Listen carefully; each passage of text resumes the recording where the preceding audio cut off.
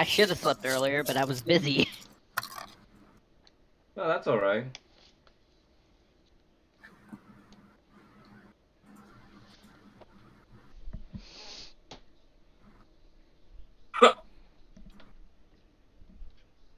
Woo.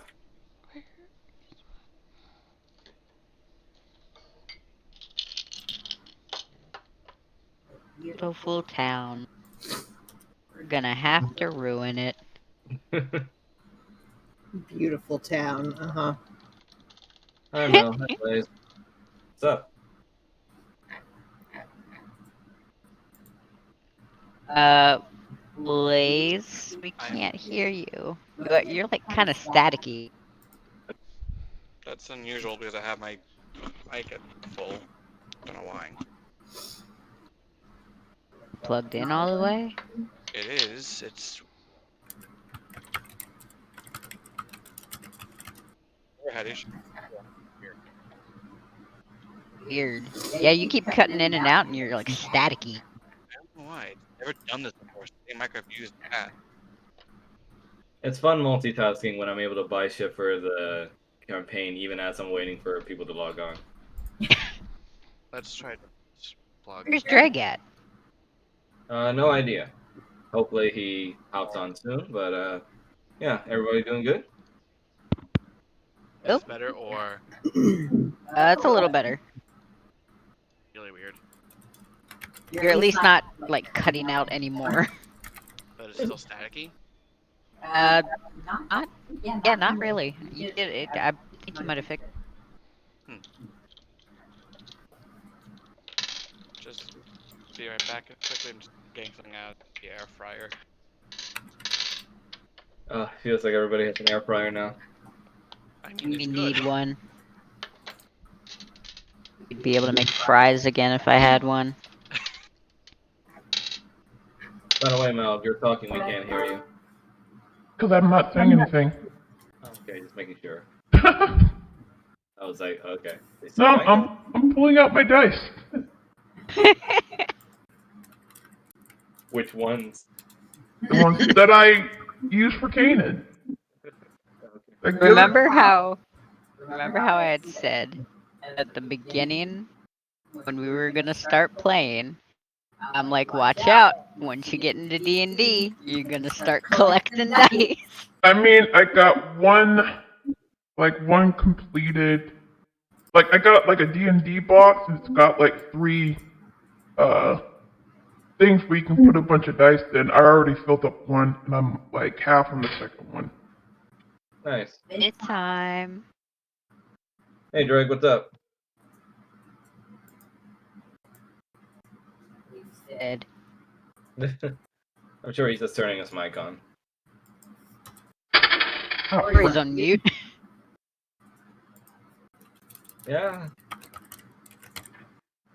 If you're saying something, Drake, we can't hear you.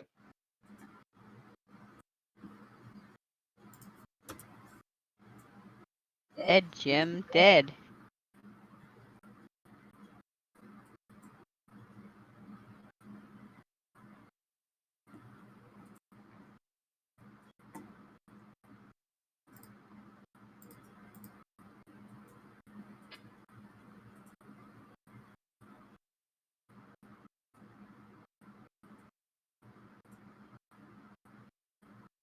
Your mic okay, Drake?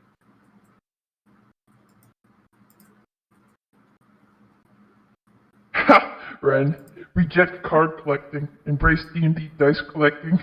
I used to collect Yu-Gi-Oh cards when I was younger. I thought you said card collecting, and I'm like, that's valid. No, People do that card. too. Only rich people do that.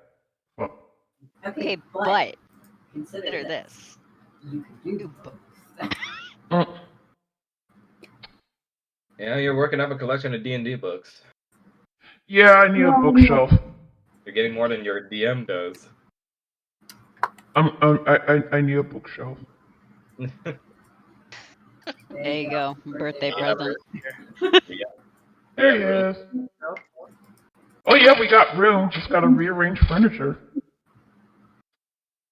New bookshelf? Yeah, we need to get one from my D&D books. I just need to get a Amassing new quite one the just for the collection. books I have. I mean, push comes to shove, we can put it in the basement. We have so many books in general that it takes up 8 totes that we've never been able to unpack. Oh, that's true. I could use a tote bag instead Oh God, I for my need. books. I want another bookshelf, but this house is not conducive to it. Mm. Same. No, lame is that I got a space where the washer and dryer is supposed to go, but literally will not fit. Oof. Alrighty, everyone ready? Yes. Yes. Hell yeah. Loading up the page. By the way, Max, I'm trying out the new browser for Roll20. How's it so Oh, far? Opera? Yeah. Opera I mean, it's not really GX that is new. Opera is- amazing. Opera's actually really old as a browser. It's older than Chrome. Are you using Opera or Opera GX? Opera GX. Hell yes. That's what we use. Hmm. It does have issues with Roll20. That's why we would have instances where the entire map would show up, even though it's supposed to be Oh, hidden. okay. But other than that, it works perfectly. Okay. I love this browser so much. It's neat. Look at this huge ass town y'all get to explore. Take a look at all the potential victims. Oh, my goodness. Potential victims for what? Victims of us or victims of Wanderer? Oh, Yeah, call 'em sure. You know, I mean, it's not like we're gonna be forced in a situation where we have to kill anyone. I would hope hope. not. Uh-huh. I don't trust. I don't trust. Make your peace with whatever god you worship. I'm just rolling dice, harmlessly. Don't worry about it. Uh-huh. I'm just swinging my sword aimlessly about. If someone gets hit, it's their own fault. I feel like Yeah, just I feel Okay, like Victor has so- I feel like Victor has a bit of rogue in him. So if Okay, I just accidentally punch him in the face, then that's so far for going to my fist. No such thing as accident. I imagine it'll be like it was Bahamut's will. I just stood there and the universe threw him You're at my damn fist. right. You mean like that Besides, knife? they're humans. that Bahamut fall don't give a through you? shit about anything. You mean like that knife fall through you? Yeah, because that was Wait, such great team building. I mean, he was trying to get the thing between you and me. So Paul just happened to have really bad aim. Where's the nearest tavern? I really need a drink. Well, thank fuck he had bad aim. Otherwise, he would have hit dead center on Kanan. Quick question. Well, Why is no, it Roger had listed fallen as first. 38? It would have hit Oh, Fallen no, first. wait. Oh, there we go. Okay, it was an overlay issue. Never mind. It's good. What the F? That's the beefy boy next to you. Yes. Okay, but my question is, why is he upside down? Huh? Because we're facing Maybe you he's getting Because- ready for work. God. That just indicates where he's looking at the time, and that's how you guys ended up being when he teleported you out from the Yep. cave. Ah. Hey, Shrine, how do you change direction of your character again without using this thingy? I think it's E. You hold down E and then you scroll your mouse wheel. Yes, there it goes. Whoop, whoop, whoop, whoop. Thank you. You guys ready to start? Yeah. Yes. All right. So last time we checked, our adventurers had just seen Strahd take their leave, and now the villagers are still hiding in their houses, but some of them are out in the streets. Keyword on some. A lot of them are still very fearful and of strangers, and therefore the streets are, for the most part, empty.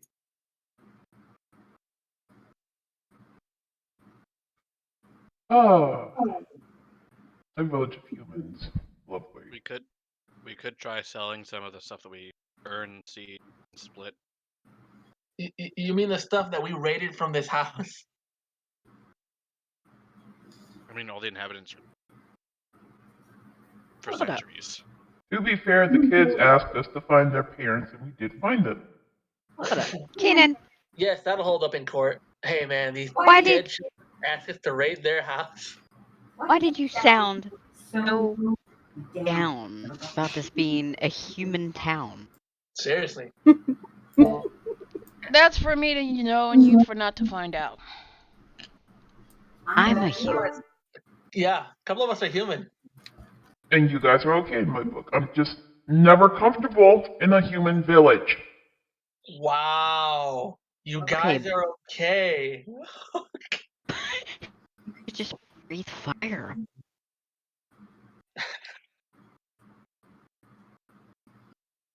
I mean, if you guys want to talk about this, I would rather talk it over in a tavern because I am feeling a mighty thirst for meat. Sure. That I'll sounds buy like a first round. great idea. Where's I'm the all down tavern? for a bar. Tavern and a bath would be nice. I'll buy first round. Sounds good to me. So as you view through the streets, you see that a lot of the houses are very dilapidated. The streets very dirty. You can tell the place hasn't been taken care of or upkeep for years upon years. Seems the Lord is not doing his duties of. Don't tell me Town. that cesspool we walked out of was the nicest place in town. God, I hope not. Yeah, side to side, you see that very few houses are actually open for view. Many of them are boarded up. Seems the Lord hasn't done a very good job of keeping the village. Oh, nothing. Maintained. No tavern. That's gonna make me very sad. I never said there was no tavern. We found the one dry state.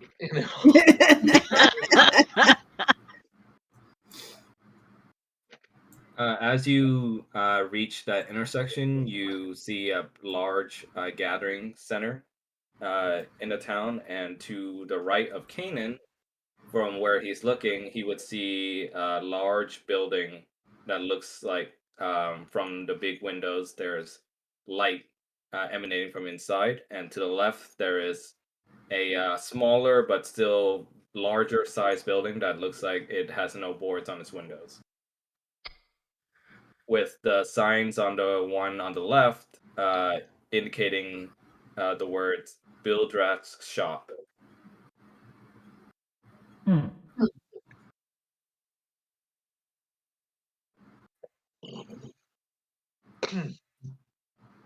Any of The us one in on the the mood right. for shopping? I mean, it would give us money for drink, just saying that. We don't have to pay for our drink. You can always sell. I mean, if you guys want to shop, then I'm for it. we have what I suspect is a sex worker. I'm pretty sure we can exchange favors.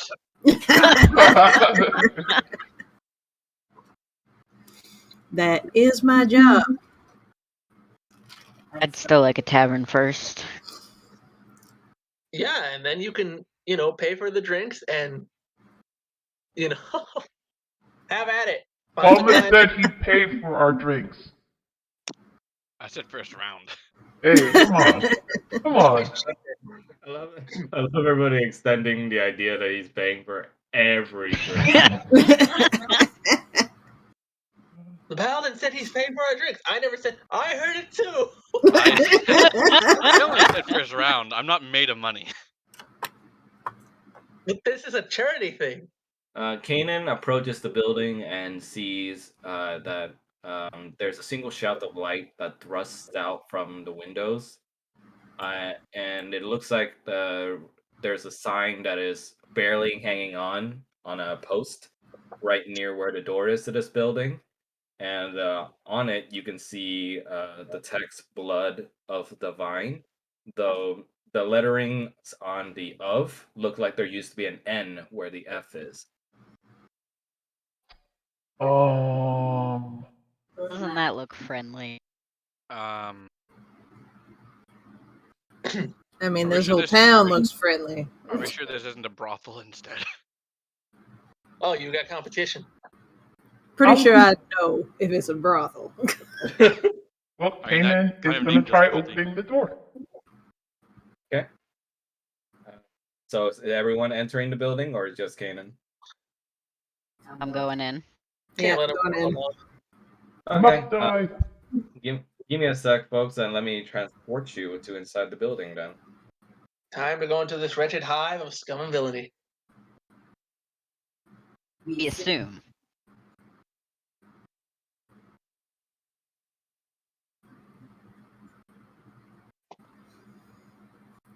This is fun. If the biggest building in town is a brothel, we have problems. You just realizing we have problems. No, not necessarily. Big problems. Not necessarily, because if the biggest building in town's a brothel, that means that there are people here willing to spend money. That's true. That would means also be the case if it nobody was a in town tavern, is though. putting out. That would Do also they be the serve case if it was a drinks? tavern, though. You're in a brothel. You have to serve drinks. No one who's coming here wants to remember why.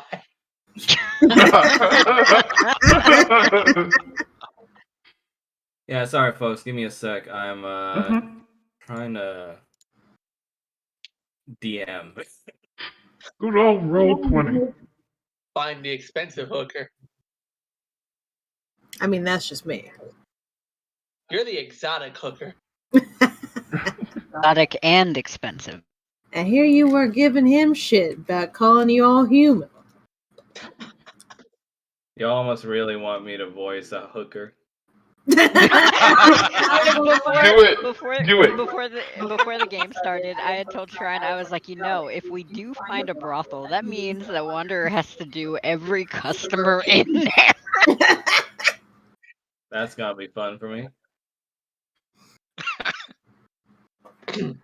Alright. Why start? Divine intervention. The cleric brought us here, of all places. Man, don't call me on the bus. And about Bahamut, I clearly don't know. I mean, Keenan likes to own, so it's fine. I like the occasional mead. Is that wrong? Is that what we're calling it now? I know a few people who call it that. I was thinking it, but I didn't want to say it. Oh, you were thinking it, though. Yeah, it's sweet. It's made from honey, allegedly. Allegedly. And everybody wants it. Yep. Not my cup of tea. Uh-huh. What do you mean, uh-huh? Nothing. Said interest. Sorry for the hold up, folks. That's okay. We're just having banter. It's fine. The door's clearly locked, which is now. Oh, Zah. I can't see my thing. Is the music playing? No. Yes, there's music playing for me. Yes. It's not playing for me. I hear it. I hear it. Soft piano. You might want to refresh, Mel. Okay. Either that or turn up your browser volume. Yeah. Oh, frick. It locked me off of roll 20. Hold on.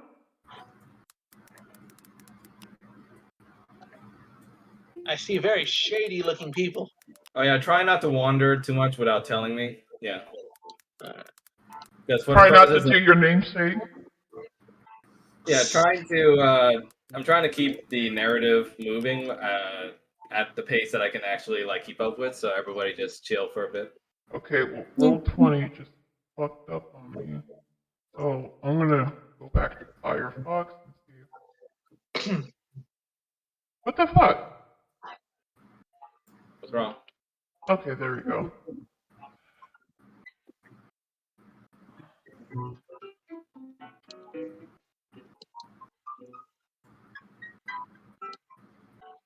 Loading. Opening planner transport.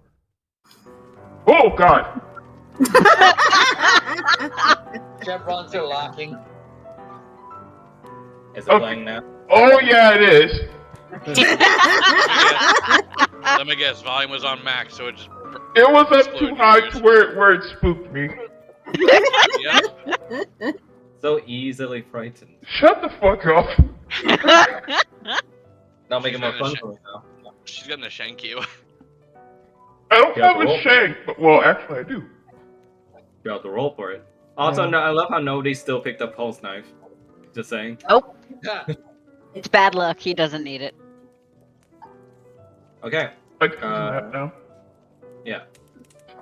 So inside you see the tavern is very spacious.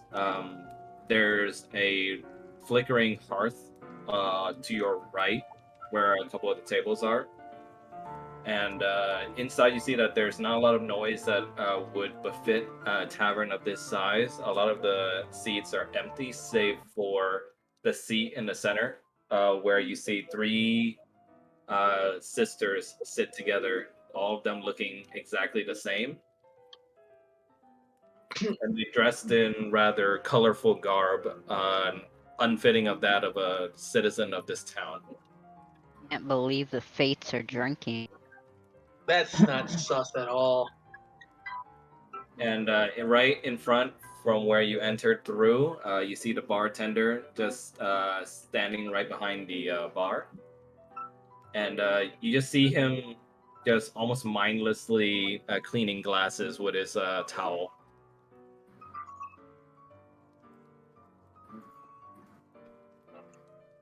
Right. Well, it's better than where we were.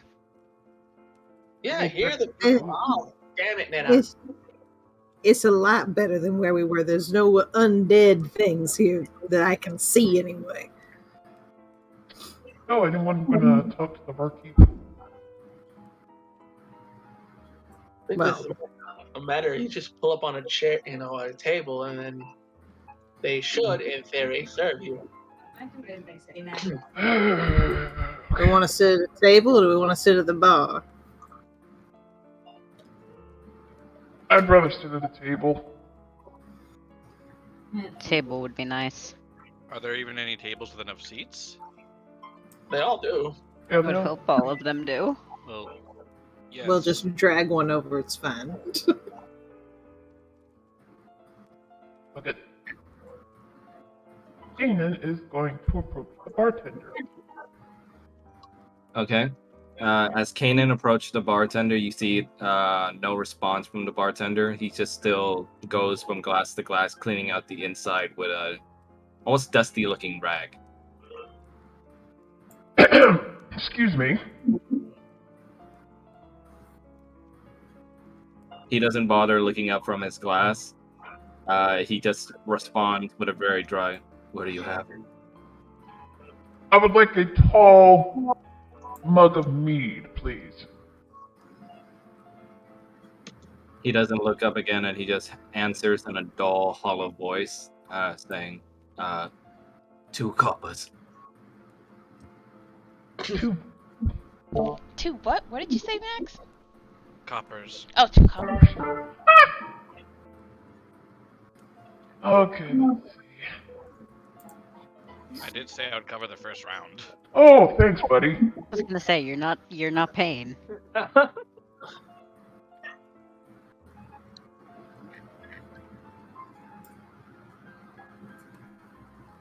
was gonna approach the bartender.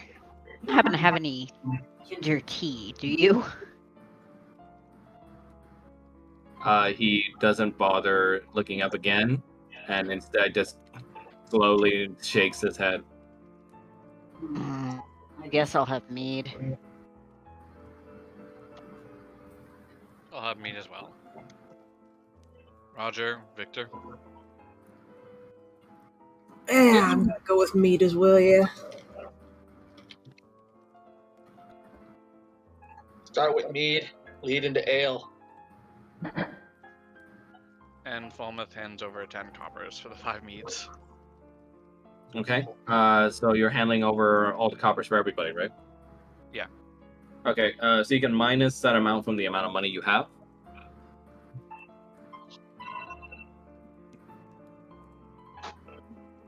It's 2 coppers mead, so that's basically just 10 1, 2, coppers. 3. Yeah, 10 coppers. I'm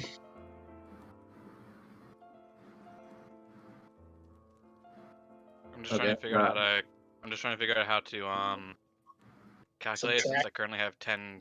Well, no, I currently have 10 GP. But I starting.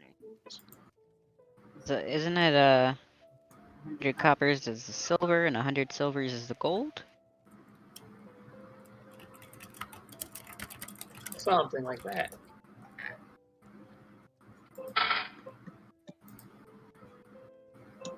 No, it's let's see. If we had done this in the morning, I would have been able to do the math. 10 coppers, 1 silver. Hold on. Yeah, 10 basically, copper. 1 silver is equal to 5 coppers. 1 gold is 10 or 1 gold is 10 silvers. I mean, just throw him a silver, have the extra to be a tip.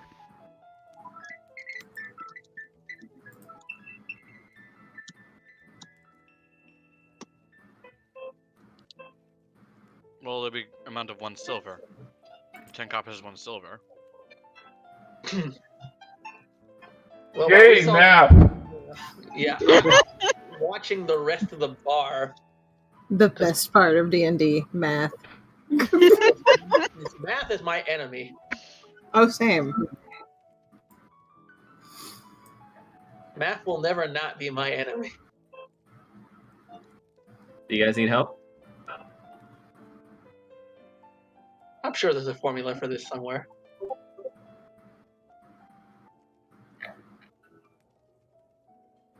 The piano goes on in the background. There goes Billy Joel.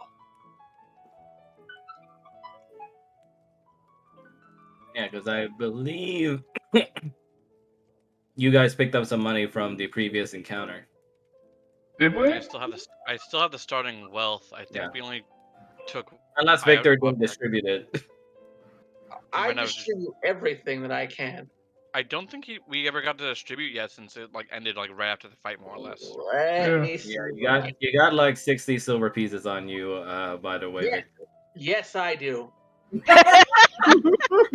Silver and 11 gold pieces. Alrighty. So that's You'd be able to pay for this with just 1 silver, so. 5 of us. That's about 10 silver apiece.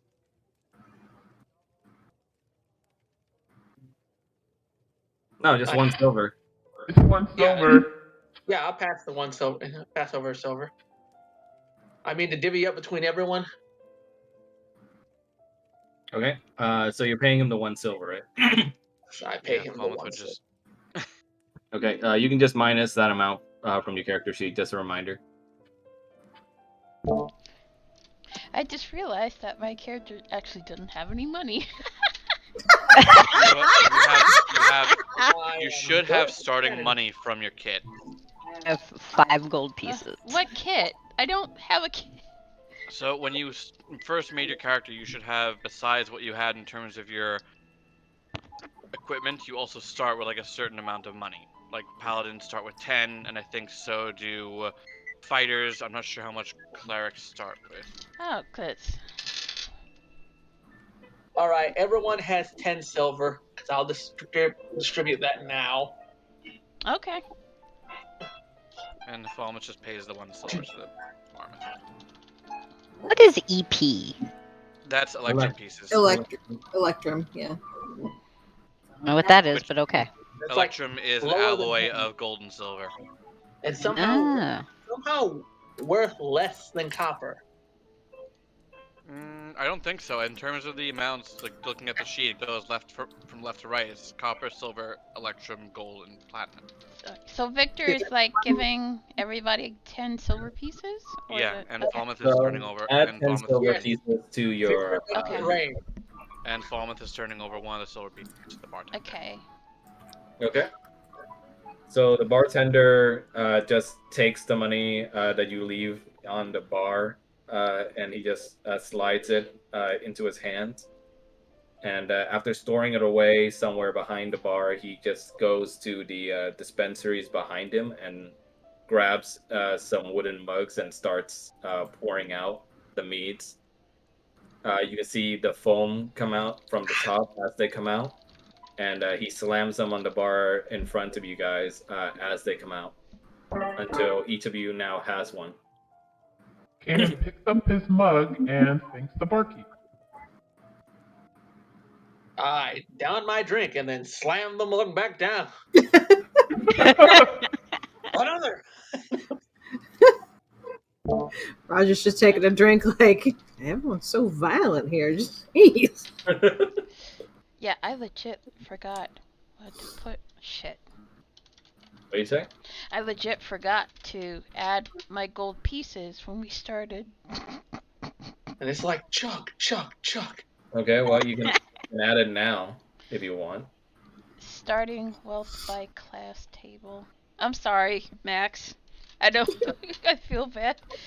You also need fine. to subtract. There's You just- also need, That's why You also need to subtract the I amount always of your recommend doing regular from- checks on your character sheet, Yeah. to be honest, just so everybody can be Yeah. on the same. There's just something really funny though about Kanan looking down. I have no money. Hey, what did you say, Blaze? It should be where your starting wealth is that certain amount. Like clerics start with 5d4 or times 10 GP, Five. and then you subtract whatever your equipment cost was from that. You can find in your Ooh. player's handbook. I feel like all of our characters are just a bunch of teenagers with their money out trying to figure out. I mean, you guys can keep role playing while I try to figure it out. Where's my fucking player's handbook? Paul is just cautiously looking at this mug. Do we want to find a table? What did you say, That's what- Max? Just roll 5d4s Just roll times 5. that by 10. 5d4 what? And then you multiply that number by 10. 5d4s and times it by 10. So 5d4 x 10? Yeah. Well, you roll. Okay. So. Well, no, that's I don't think that's the wrong. way. Okay, Oh. I'm gonna. So just roll 5d4. Do you have d4 dice in real life? I would assume so. I don't know. The triangles. Oh, yes. Yes, I have one. Roll You know, 5 one of that those. if you step on them, it hurts like hell. Yeah. Okay, well, roll 5 of those and I multiply the result by 10. Okay.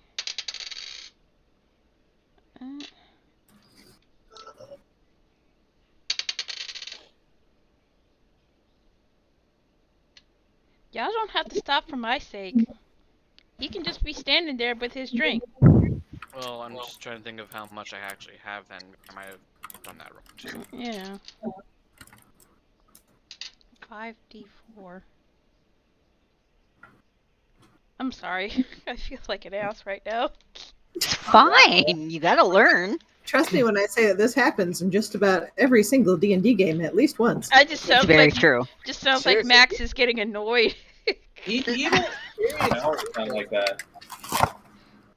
Like if we were on a tight schedule, like doing a usual 2 hours, then yes, it would be a bit of an inconvenience. But we literally don't.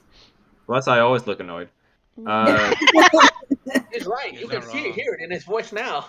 Yes, Mel, that's the dice. Okay. That's his default setting. Okay. That's every DM's default setting. Actually, how do I read this dice? Is it whatever I see, or is it? The It's number the one that'll at the be on top. It's the one that's on the top. It's one. Okay. Yeah, because the corners are basically labeled. It's the one for we have McDonald's at home.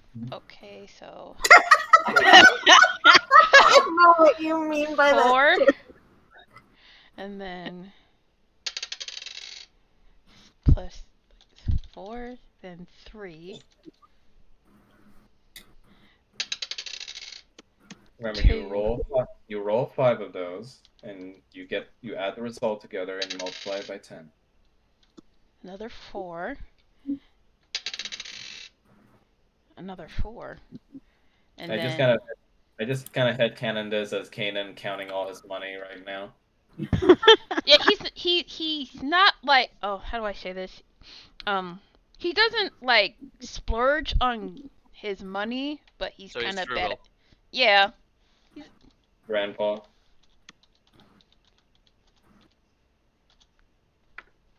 And then I multiply that by 10. Yes. Okay, I very much envision like the elderly person at the front of a Walmart. There it is. He's in his prime. Come on. Trying to sort out the coins in his wallet and also whether or not the coupons are still valid. Unfortunately, in your prime, for you means something different for, like, let's say, the non-dragon. You could be hundreds of years old for all we know. Let's see. Just let me know when you're done. Oh god, I feel like an ass. Okay, chainmail. So I gotta subtract that. Again, don't feel bad, okay? This is normal. Also, 17. pay with the chainmail. Just like plop it down. That's worth like a couple of hundred. Like, man, when you think about it, you also have to do this in real life. It's fine. Oh wait, I'm actually not. During the chainmail, so let me just. Better that you do this now rather than I don't know, Yeah. if you're held up by highwaymen. 70. Oh, let me just count how much gold I have so I can give it to you. Highwayman, please don't hurt me. Highwayman. That'd be like the slowest robbery ever. Okay, but that's happening, and then the rest of us ambush the highwaymen. That's how that works. It's the perfect plan. -5. It's like, yeah. Jack her stuff first. She has a lot of shit. Right, when they're ready to kill everybody. Dagger cost -2. I did the mace, did the daggers. Why do I have 2 maces? Okay.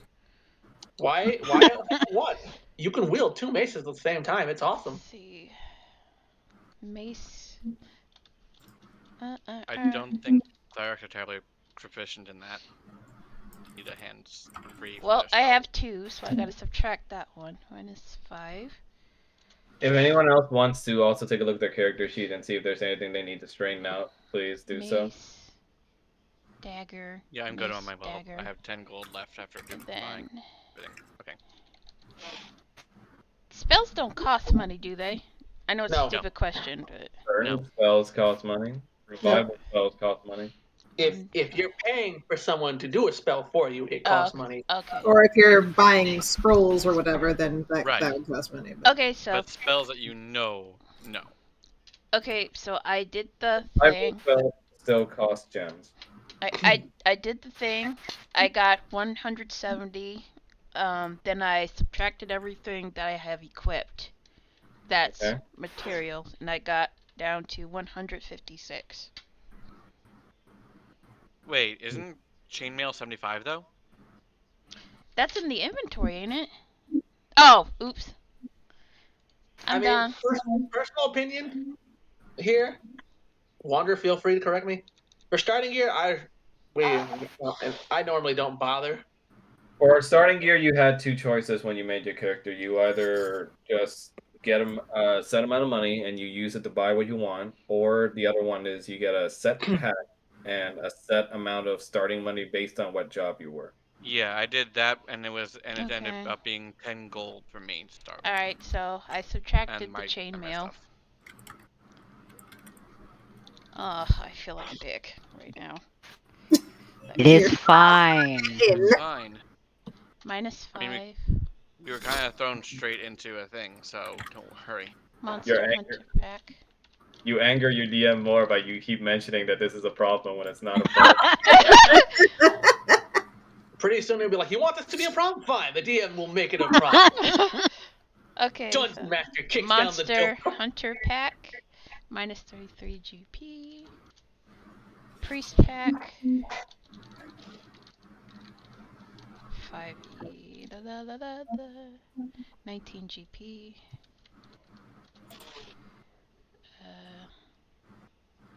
Mace. So everyone else has their money settled out, right? Yes. Mhm. All right. Dagger. -2. Shield.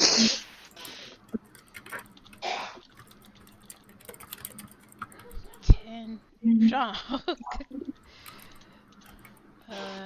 Common clothes. Real quick, this electrum is worth what? How many gold to one electrum?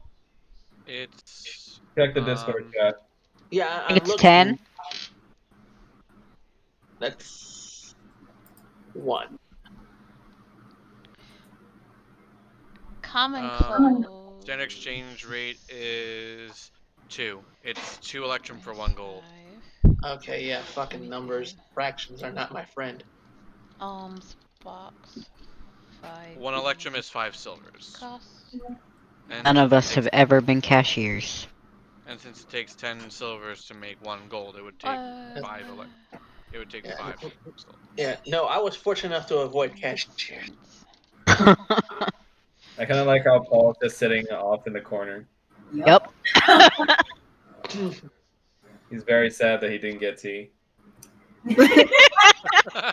That and he's just staring suspiciously at this mug, deciding whether or not to take a drink. Meanwhile, I'm sitting here staring at the stuff that Roger has in his kit, and then I'm looking at what he's supposed to have, and I'm like, oh, well, this explains a lot as to why he didn't have flint and steel. Backpack. So electrum is basically half gold. Yeah, don't worry about it, Paul. The worms are just more protein. -2. Oh no! Don't say that. I love you guys.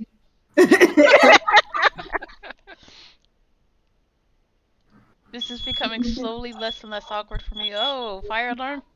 That's the stove. There wasn't even anything in the fucking oven yet. It's a warning sign. I was gonna say, are we gonna have to put this on hold? Is someone on fire? No, my brother's cooking dinner and our fucking kitchen sucks.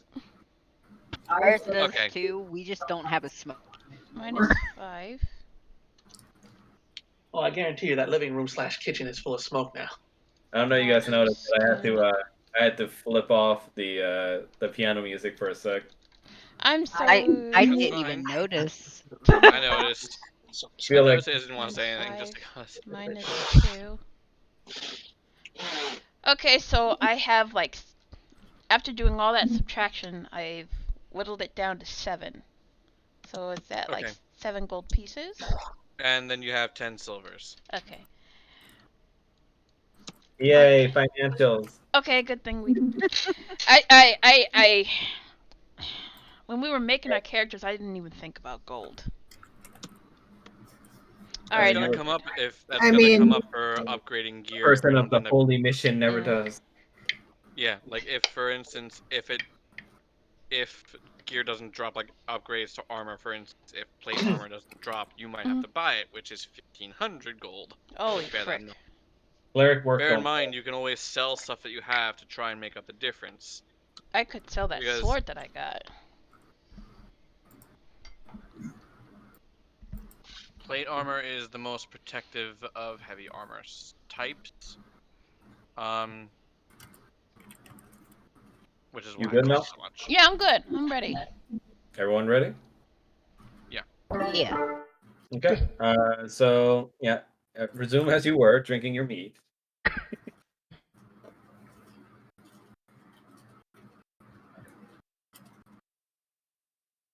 Kanan sort of chokes down his mead and then slams the mug on the Counter. on the counter. I needed that. Ugh. Especially since you're at half health. He gives fuck. He gives. he's saying, What? No. He gives Helmuth a pat on the shoulder before walking to the table where the others are at. Thanks, man. I needed that. Anytime. He's not washing that shoulder anymore. Oh. I like how the grid is like offset, so it looks like Roger's just sitting in Paul's lap almost. Yep, a lot of this. He doesn't see a problem in that. Don't worry, folks. We have imaginations. That's fine. Yeah. Imagination. Please no. Okay. As you sit huddled around that table, you start to feel like there are eyes upon you coming from the direction of where the three colorful sisters are sitting. They try to make it look subtle, but you can very much tell that throughout their hushed conversation, they're keeping glances at you. Kanan just stares at them. And right behind where your table is, you start to hear the sound of a sharp slice. And it's when you look, you see a lone blonde man sitting by his lonesome near the hearth. And he's just whiling away the hours by carving away at a little twig with his knife.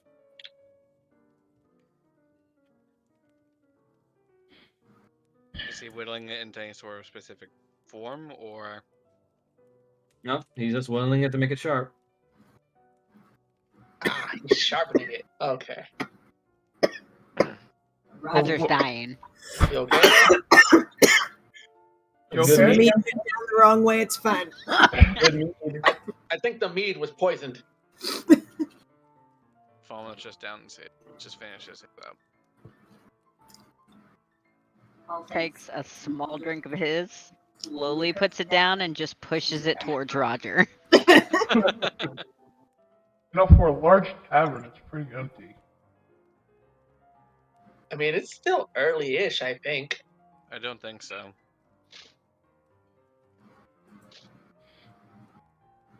And as you're sitting there, you start to notice the blonde man start getting up from his seat, and you see him almost strides his way towards you.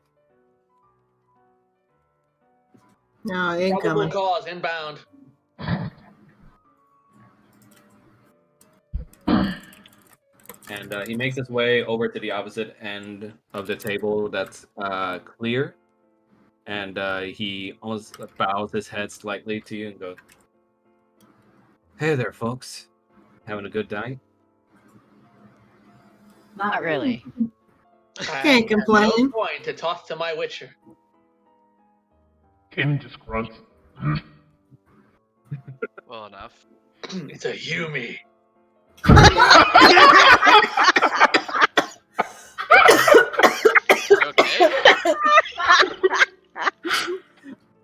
I took a drink earlier and it went down the wrong way, and so now it's like, oh god. You gonna be all right?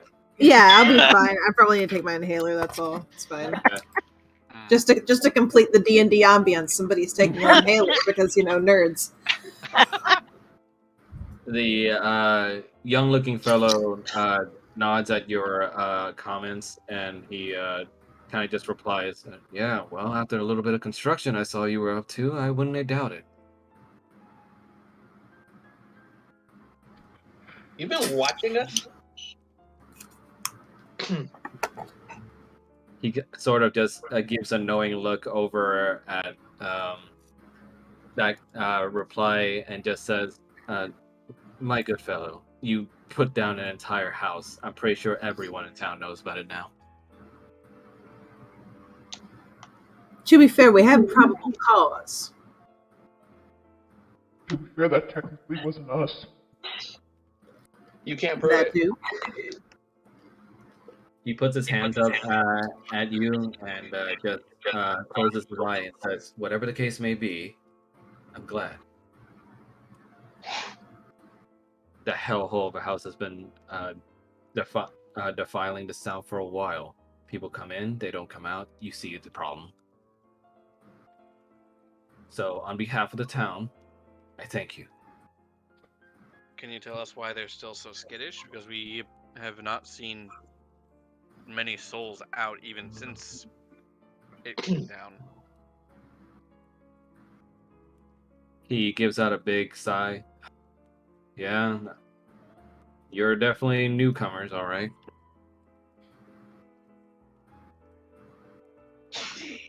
He gestures over to a seat from the table opposite and asks, "Is it all right if I sit with you then?" Feel like there's some explaining that we need to do. Information's always good. Is there a cost?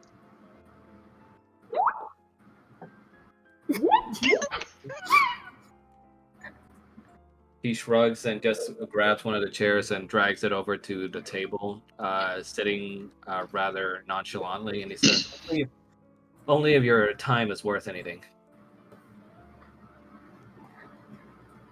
Oh, we got some time to kill. We're gonna need to find a place to stay after this. You realize that? Taverns often double as inns. But does We hope. Is Mark nuts? Aye, there'll be some rooms up top. I can't promise about the quality, but they'll do. He then hovers his eyes over towards where the bartender is. You guys met Eric then, right? Notice something a little bit off about him? we gotta be a little more specific. Very reticent. Most bartenders are very chatty. Seems to love his glasses. I just chalked it up to a non-human asking him for alcohol. So. You can say it. Racist. I promise you, not everything's about you being a dragon. It's all right. This is a bar. Trust me, he probably seen stranger than you. You see me. Case in point. Ismark laughs at your banter and just politely responds, "Yeah, well, our town's a little bit more complicated than just simple racism, unfortunately." He points over. Simple. That sounds so much worse than it needed to. He points over at the bartender. He's one of them. Well, that's ominous. What do you mean by them? Cultists. Cultists. He pokes at one of your mugs and grabs one of the empty ones, and then just points to it and just says, "Well, between him and this mug, there ain't much of a difference right now." Right, starting to think staying here is not the best plan. The blonde man then explains, "See, things work differently here in Barovia. Now, when you're born with a soul, right? You, me, anyone with even a casual glance expression, we laugh, we cry, we die. That's how it works." In theory, yes. Sure. In theory, we die. Oh no, we die. That's fact. The soul Unless you're thing's still a up to lich. here. Unless you're an undead. He The sighs. undead aren't dead. He says, "Well, when you die, your body's supposed to be reincarnated to a new one. Or at least that's what the old timers at the church keep telling me. But how it works here, there's not enough bodies for the souls to appear when they can. So, we get husks like him walking around without souls, just serving a purpose, created by Strahd himself in order to fill out the towns." So he's a homunculus? Really bad at world building. You know, I think the homunculus theory is a little more accurate. He just sort of raises the brows and, "Well, whatever you call it, I don't know. All I know is you're gonna run into more than your fair share set of Barovians here who don't look like they got anything to tell you other than what they're already doing. If you ask him any questions, he'll just look at you with a little drool in his mouth." Thank you for the information. Right, we're cooking our own meals now. We were doing that before. Well, now we're definitely gonna do it. He then nudges with one of his shoulders over to the direction of the three women that's at the table far from you. And he says, and I'm sure you've noticed those friendly bunch, right? Oh, yes. The only other people with a pulse? Yeah, well, they're called the Vistani. You'll rarely find any of them to be husks because, well, frankly put, they're our Lord's little favorite pets. Now I don't know what kind of deal they got going on with him, but they can leave this place whenever they please, and they come back like it's nothing, and they get to keep their souls or whatnots. Cool. What you're saying is don't trust them. When you're saying they're able to leave, how do you mean specifically? As in die, or as in physically just leave the country? He then just sort of gives you a little grim look, almost like he can't believe what you're saying until the realization dawns upon him, and he just sort of softly, almost despair-filled sounding, he says, "Oh, you don't know." Don't know what? Never been here before. Of course we don't know. He sort of plays around with his little twig again that's been sharpened, and he just sighs, "Right, forgot. So few of you guys make it to this point that you probably don't even know yet." He Are you gonna tell us? he tosses the twig to the side. Well, simply as I can put it, you're not getting out of here. Fuck. What the frick? What do you mean? I'm You're gonna saying take we're trapped here. a wild guess and say that you fell into some fog on the way here, right? Really thick fog. More like it chased us and surrounded us. He nodded his head. Whatever the case, now that it's got you, you're not leaving. None of us can, except for those Vistani over there. So, what you're saying is it could be our only chance in getting out? I don't think so. I think it's a bit more complicated. No Look, way in hell I'm staying here. he puts Yeah, I'm he not puts staying here. I have chickens. Look, don't kick the messenger. I'm just telling you all I know. And the rules are, as I've always worked here, well, ever since that frick in the Cape took over our lives, only the Vistani are able to leave, and if you try, you end up back here. None of us can go. Oh my god. Ooh, not California. good, not good, not good, not good, not good, not good. This is only giving me more incentive to seduce him. Just saying. That's not going to. I mean, you kind of called him daddy already, so. Mm. Did that seduce him? Probably not. Oh, you're gonna. Looks like you're gonna have to find out. There's nothing we can do? Is there no way to escape this place? Abandon hope all ye who enter. The blonde man just shrugs at the answer, almost like um, a expression of tiredness where it's on his face, almost as he's come across this question many times before, but has never found the answer. He just answers with a tired tone to it. And he says, "Maybe. We don't know. We've If there's a tried." way in, there's always a way out. How long has this been the case? Well, as far as I can imagine, from what I hear from my own pop, longer than before I was even born. And I was one of the lucky ones who was born with a soul.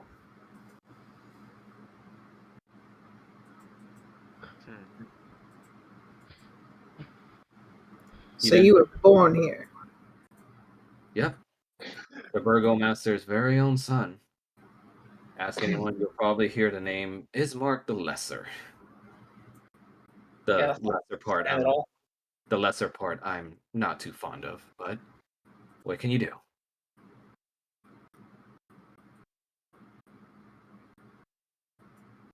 You are very unfortunate. He puts both his hands on the table and cups them, and he has a serious look washing over his face.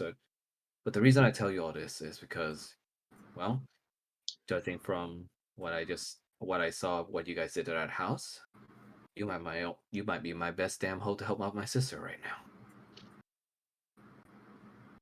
Do tell. His eyes glance over at the direction of the women again as you see that they're staring at you, and he almost under his breath say, "But here." I mean, we can chase them off. He almost as if to keep up a guise, he does not answer what you say and instead changes the topic, and his eyes invite you to do the same as he says, "Well, looks like you guys are tired, right? You'll be needing in rooms. I think I can spot you guys for that." That is most generous. He gets up from his seat and he goes towards the bartender Eric and gives a wave over to your company as if he's going over there to make the arrangements right now. You can see him just talk with Eric a little bit, leaving your company alone for a bit. Hey, since he's behind me, you guys can see that way. I'll watch the girls, you guys watch him. Is that cool?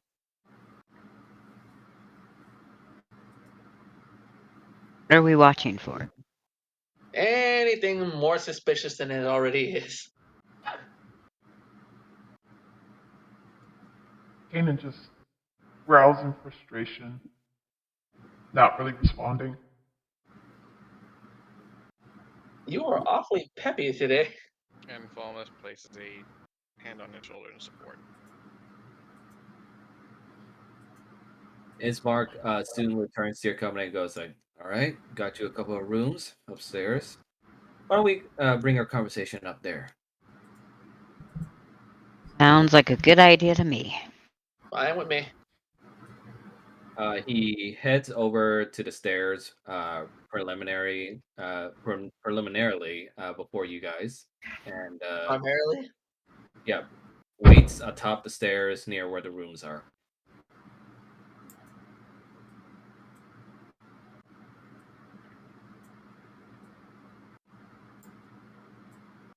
But I feel like this is a bit of a trap. I don't think so. Okay, not to put fun upon or anything, but if he tries to screw us over, well, there's 5 of us. I don't want to have to spell it out. I really don't want to fight again. Upstairs, you would find a long hallway of separate rooms, all of them having wooden doors with the moon symbols on them, with a few in the back that have windmill symbols on them. He leads you over to one of the rooms with the windmills on them and gestures with his hand for you to follow. He opens the door first and checks inside before giving everyone the go ahead and goes inside, waiting for you. At least it's not wolves. I don't trust the windmills either. Okay, Don. Ding.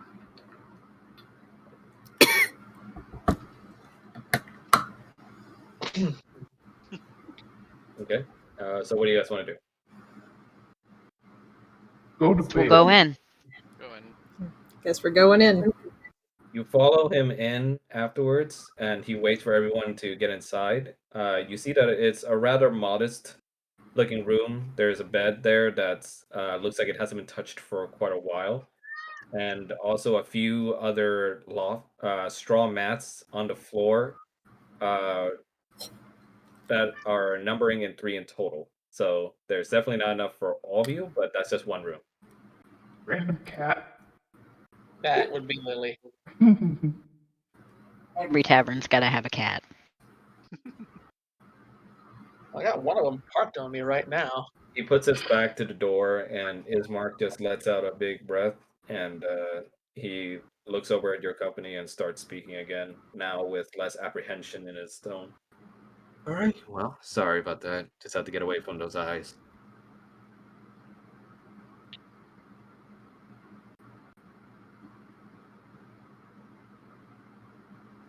So what were you going to tell us before that all happened?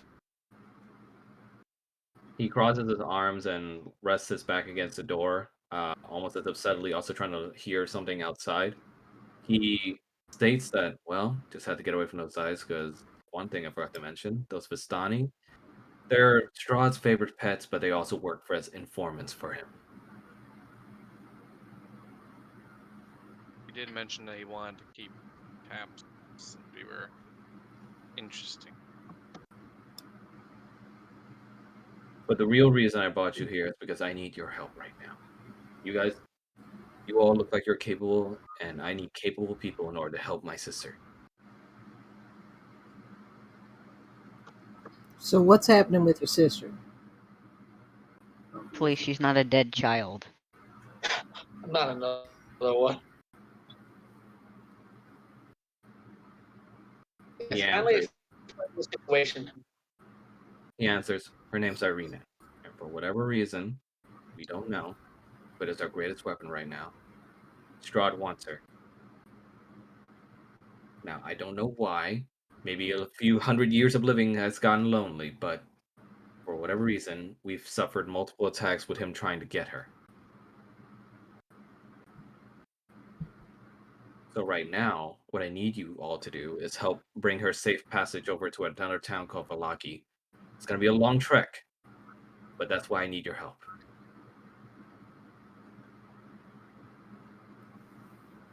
So you want to hire us as bodyguard?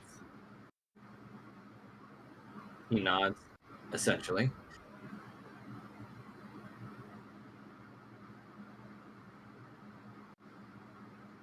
Well, how much we talking?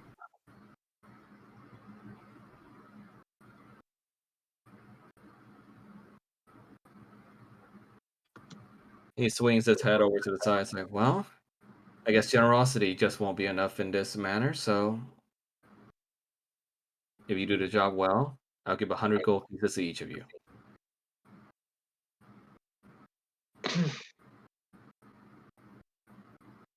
And then he reiterates, if you get my sister there safely. Is there anyone What? else she might be safe? Well,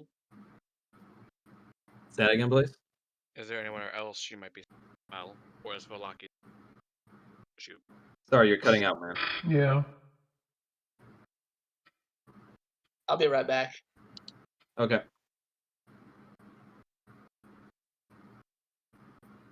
Get a wagon, a horse, faster than our feet.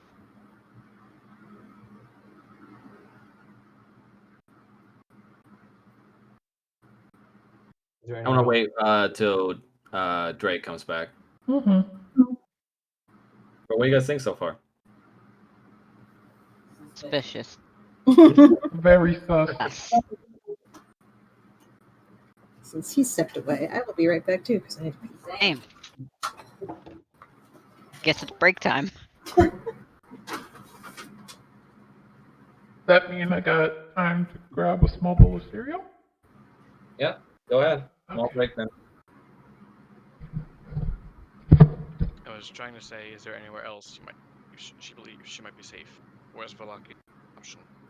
Oh, okay. Yeah, I'll continue after everyone comes back.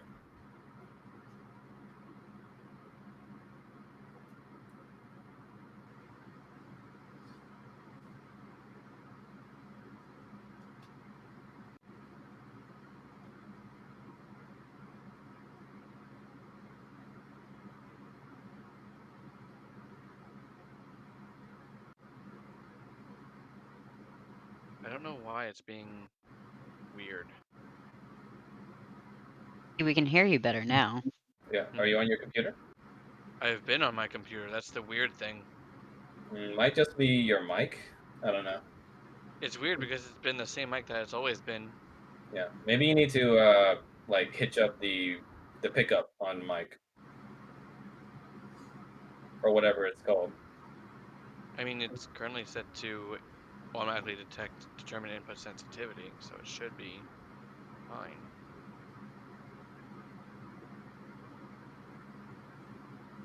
Yeah, I'll turn you up just in case.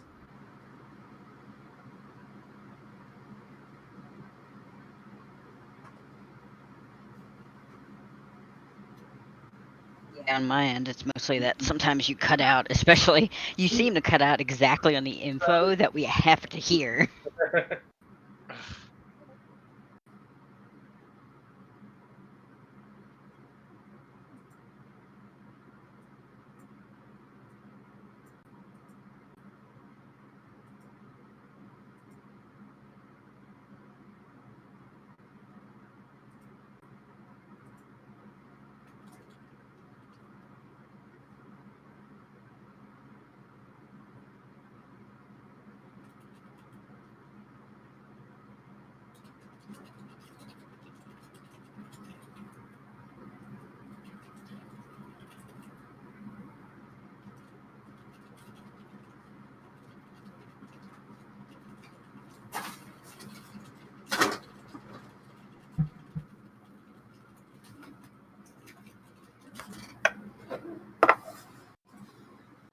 Okay, I'm back. Okay. Same. I think for visual help, I should also just send everyone the handout for. Yeah. Don't worry about it. I'll wait till everyone comes back.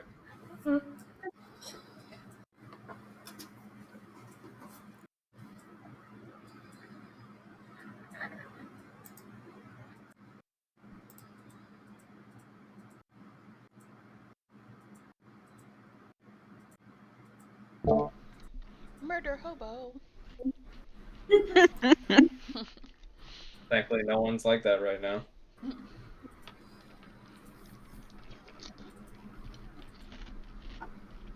Is everyone else here?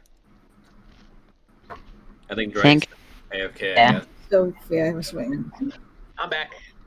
Welcome back. Everyone good? Still eating, but I'm here. Blaze here? Yes, Yeah, I I'm think here. Blaze is here. Okay. Okay. I think everybody's back. So I'm just gonna show it just so you guys have better visual aid on what his mark looks like. Good God, that chin. He looks like Gordon Ramsay with long hair. I mean, he has the forehead wrinkles for it.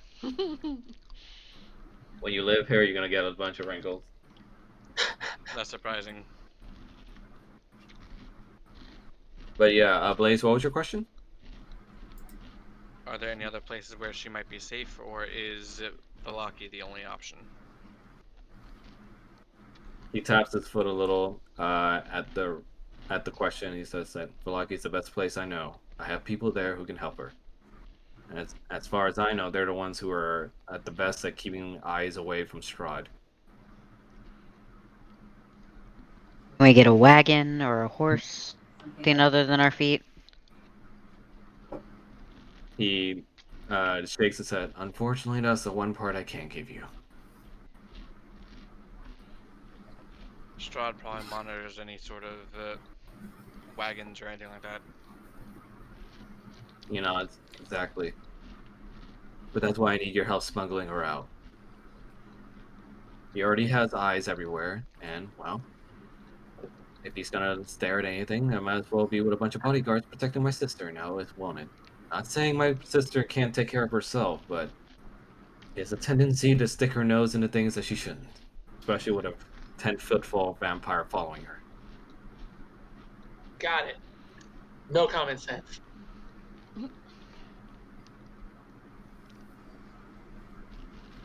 We tried fitting her in a bag of holding. I think that would be fatal. She still Oh. needs to breathe. No. She'll have air for a while. I mean, he couldn't get her. Or he just steals the bag. Considering just how he got us out of that house before it collapsed. I'm quite certain it's well within his power to just take a bag of holding from us. That's assuming he just doesn't decide to kill us.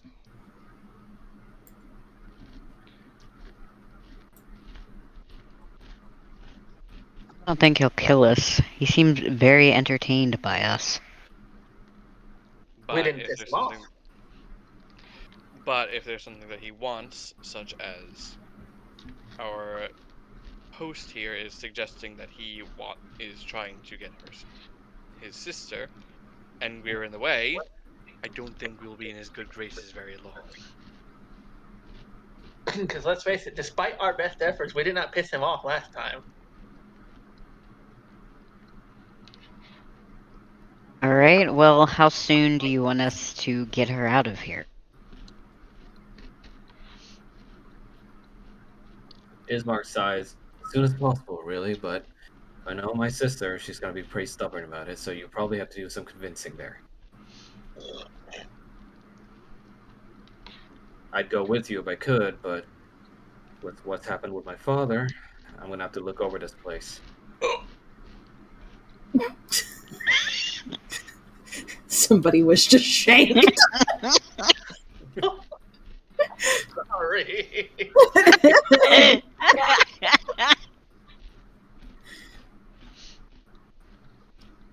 Ismark looks over your group. Look, I know what I'm asking of you is grim, but you're the only ones I can turn to. So please, help my sister. Is there a possibility that doing this will get us out of here?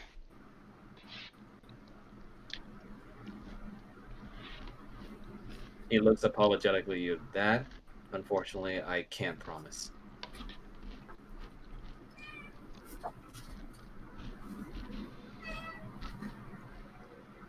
Well, But, you know, trapped as we all are, I'll help in whatever ways I can. well, I can't just turn my back on you. I guess we'll give it a shot. What else are we gonna do?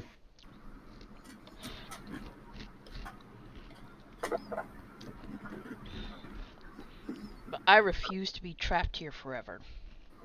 I'm sure a lot of people are fused to it. But you know what? You're the one special person. You'll make the exception. Whatever. Let's do this job. Let's at least sleep.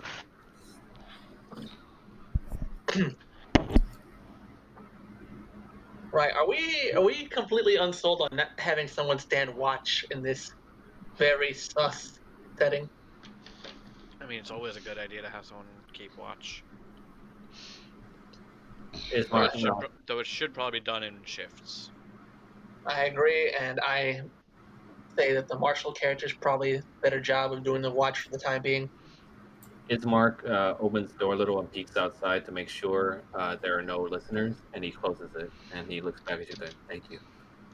We'll talk more about it in the morning.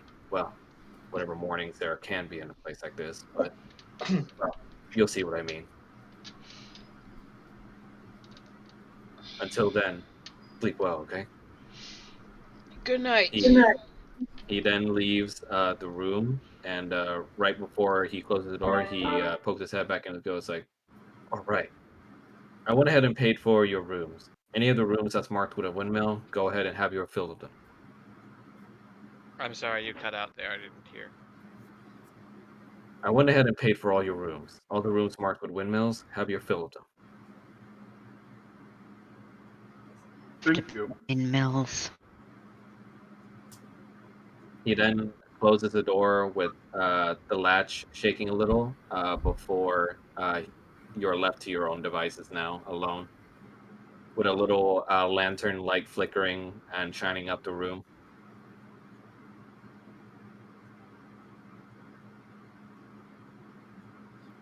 Roger's just gonna go over and peek out the door, make sure that he's gone. When you peek out the door, you can hear the faint, distant footsteps of boots hitting the stairs, but they slowly go away as you heard him leave. Okay. He's gonna step back in and shut the door.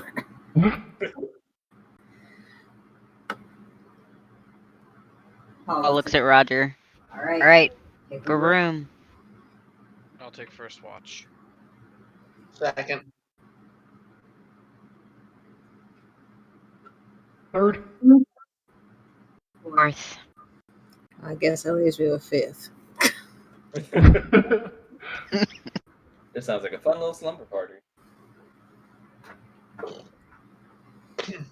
So is everyone staying in one room, or are you spreading out? Might be best if we all sleep in one room, but that's just me. I'm fine with getting cozy. Well, if you think about it, whoever's standing watch isn't in the room, more likely. They can just stand by the door or whatever. Yeah, it's up to you guys and whatever you plan. I'm just working with it. All right. Well, if we're all doing one room, I'm taking the bed. Well, how many people can fit in a room feasibly?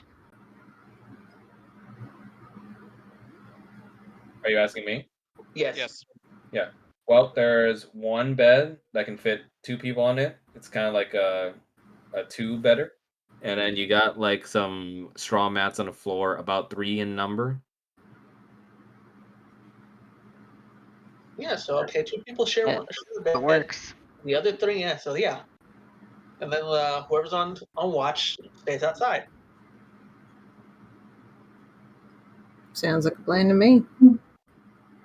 Kanan takes a straw mat on the floor. I'll just drop on the bed. Yep. Roger's gonna join Paul on the bed. Shocker. How privileged getting to bed. Yeah, really. I have the advantage. I cook for everybody. And he's mine, so you know.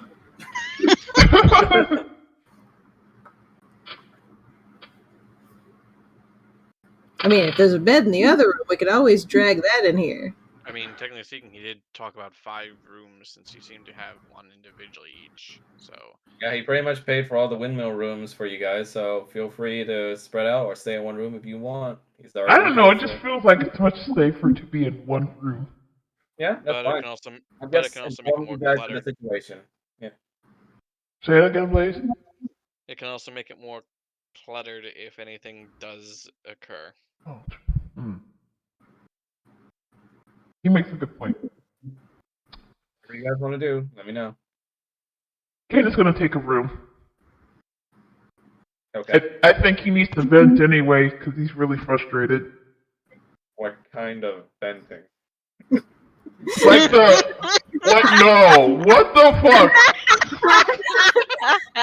No, Legit question. Just figuring out what you're because like I'm like, am I gonna have to roll for that? I don't know. No, it's a punching the wall sort of venting, not the fat sort of venting. Well, I'm gonna have you RP that and everyone reacting to it. That sounds like fun.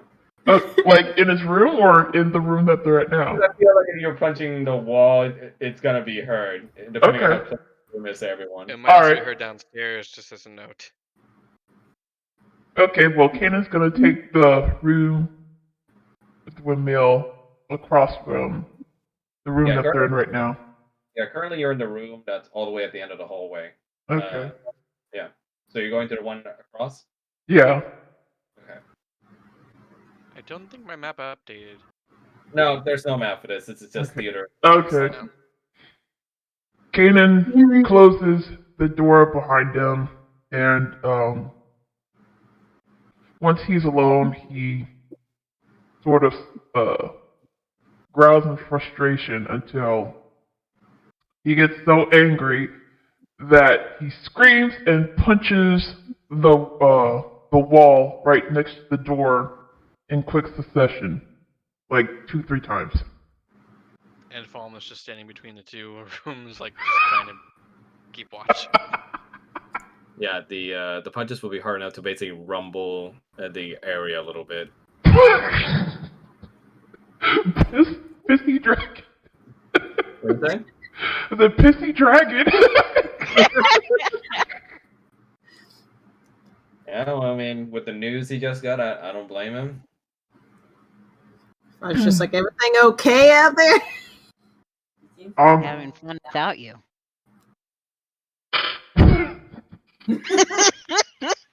For once, it's not me making noise. He says nothing and just lies in the vacant bed, just staring at the ceiling. The thoughts, head empty. Okay.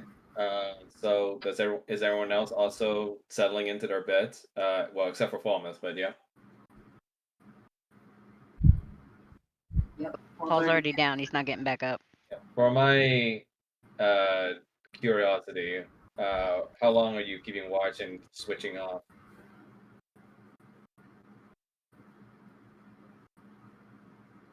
Wait.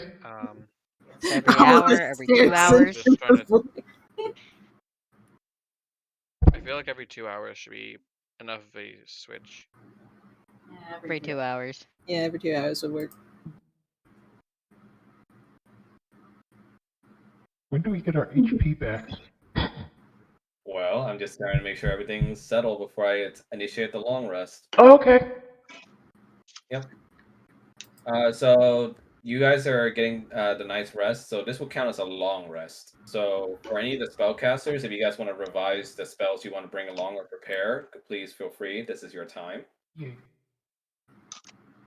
Does that mean we get to reset our Yeah. our spell numbers? slots. Yeah. Yes. Okay. Spell numbers and health get reset. So everybody be back at full. Don't we get level 2 spells now? Depends on your class. For clerics, it's like level 3. Right.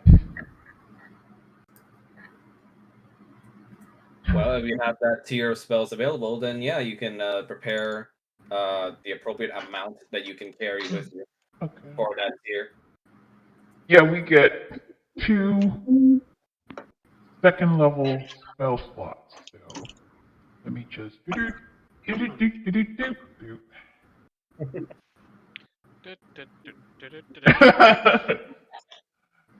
Okay, let's see. Oh, I didn't mean to do that.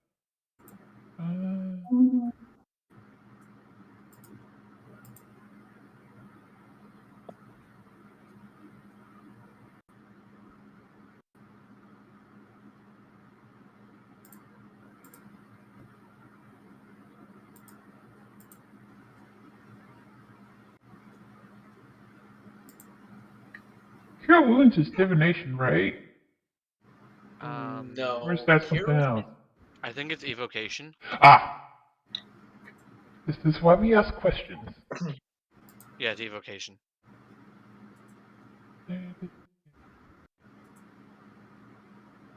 Divination is stuff like scrying and asking your gods questions for answers, things like that.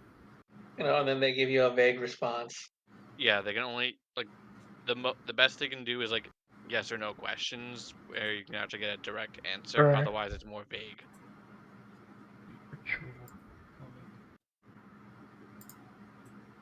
V components BS.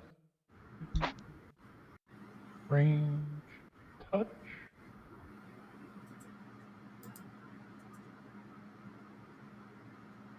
Casting time one action. No. Isn't height. Target a creature you touch. Every time we touch.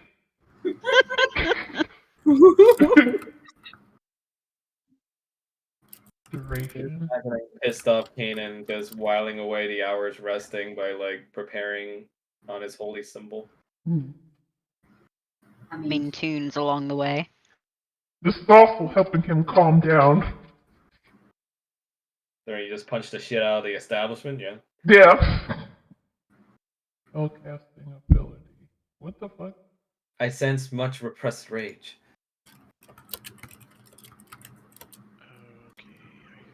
Innate. A lot of repressed anger. Yeah.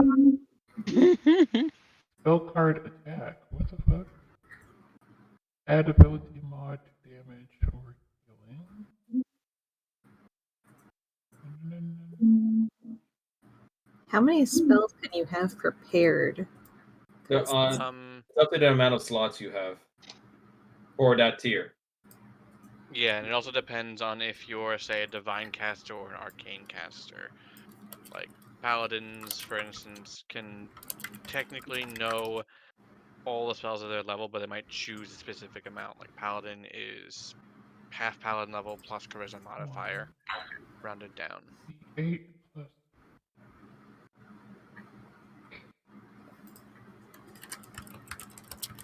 Prime D&D experience. Like for instance, Falmouth can technically have 5 spells prepared, but cast 3. So I'm putting in cure wounds for the second for the second level. Whatchamacallit? Don't you already have cure wounds? Isn't there a higher level for that though? No. So since you already have it at the first level, what you Oh, can okay. do is choose to cast it at a At higher a level. higher spell slot, which increases the amount that it will heal for. Yeah, so you don't have to put it again in your second tier spell. Oh, okay. Right. So, like, let's say you have Cure Wounds, but you decide to cast it as, say, a 3rd level spell. It'll heal for 3d8 plus your spellcasting ability modifier. Okay, so I don't have to. No, so you don't have to. All right. Having to cast it at a high level, though, you know someone fucked it. How do I delete it? What do you mean? In order to delete spells from like your spells prepared, you would go to like the cog, Mm-hmm. I think, and there's something. I think you can like do like a lock almost. I think. Yeah, there's like a lock symbol. Like if you click the lock, and it shows like the lock is unlocked, then you should show like a red button, and that'll delete the spell if you want to switch your spells around. Oh. Or you can just or you can just rename it to something else and then fill in the information for that instead. Oh, there it is.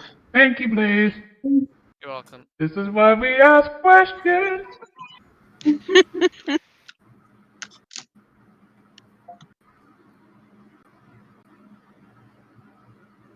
So I don't. Go ahead.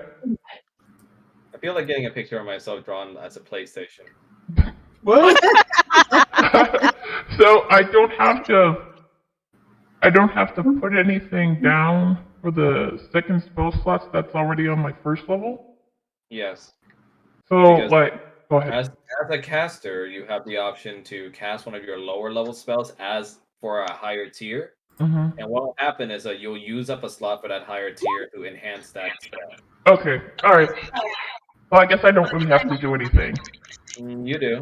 You have 2 slots for second tier spells. I would recommend filling them up so you can use higher tier magic. I don't have second tier spells though. You should. You're level 3. Do what? Oh, motherfucker. Okay. Cleric spells. 5th edition. Anyone else got any questions or stuff they need help with their preparation stuff or? Oh, okay. I do have some. Womp womp. Spell slots are still one of those things that are Mysteries. Yeah, I'm at a loss for.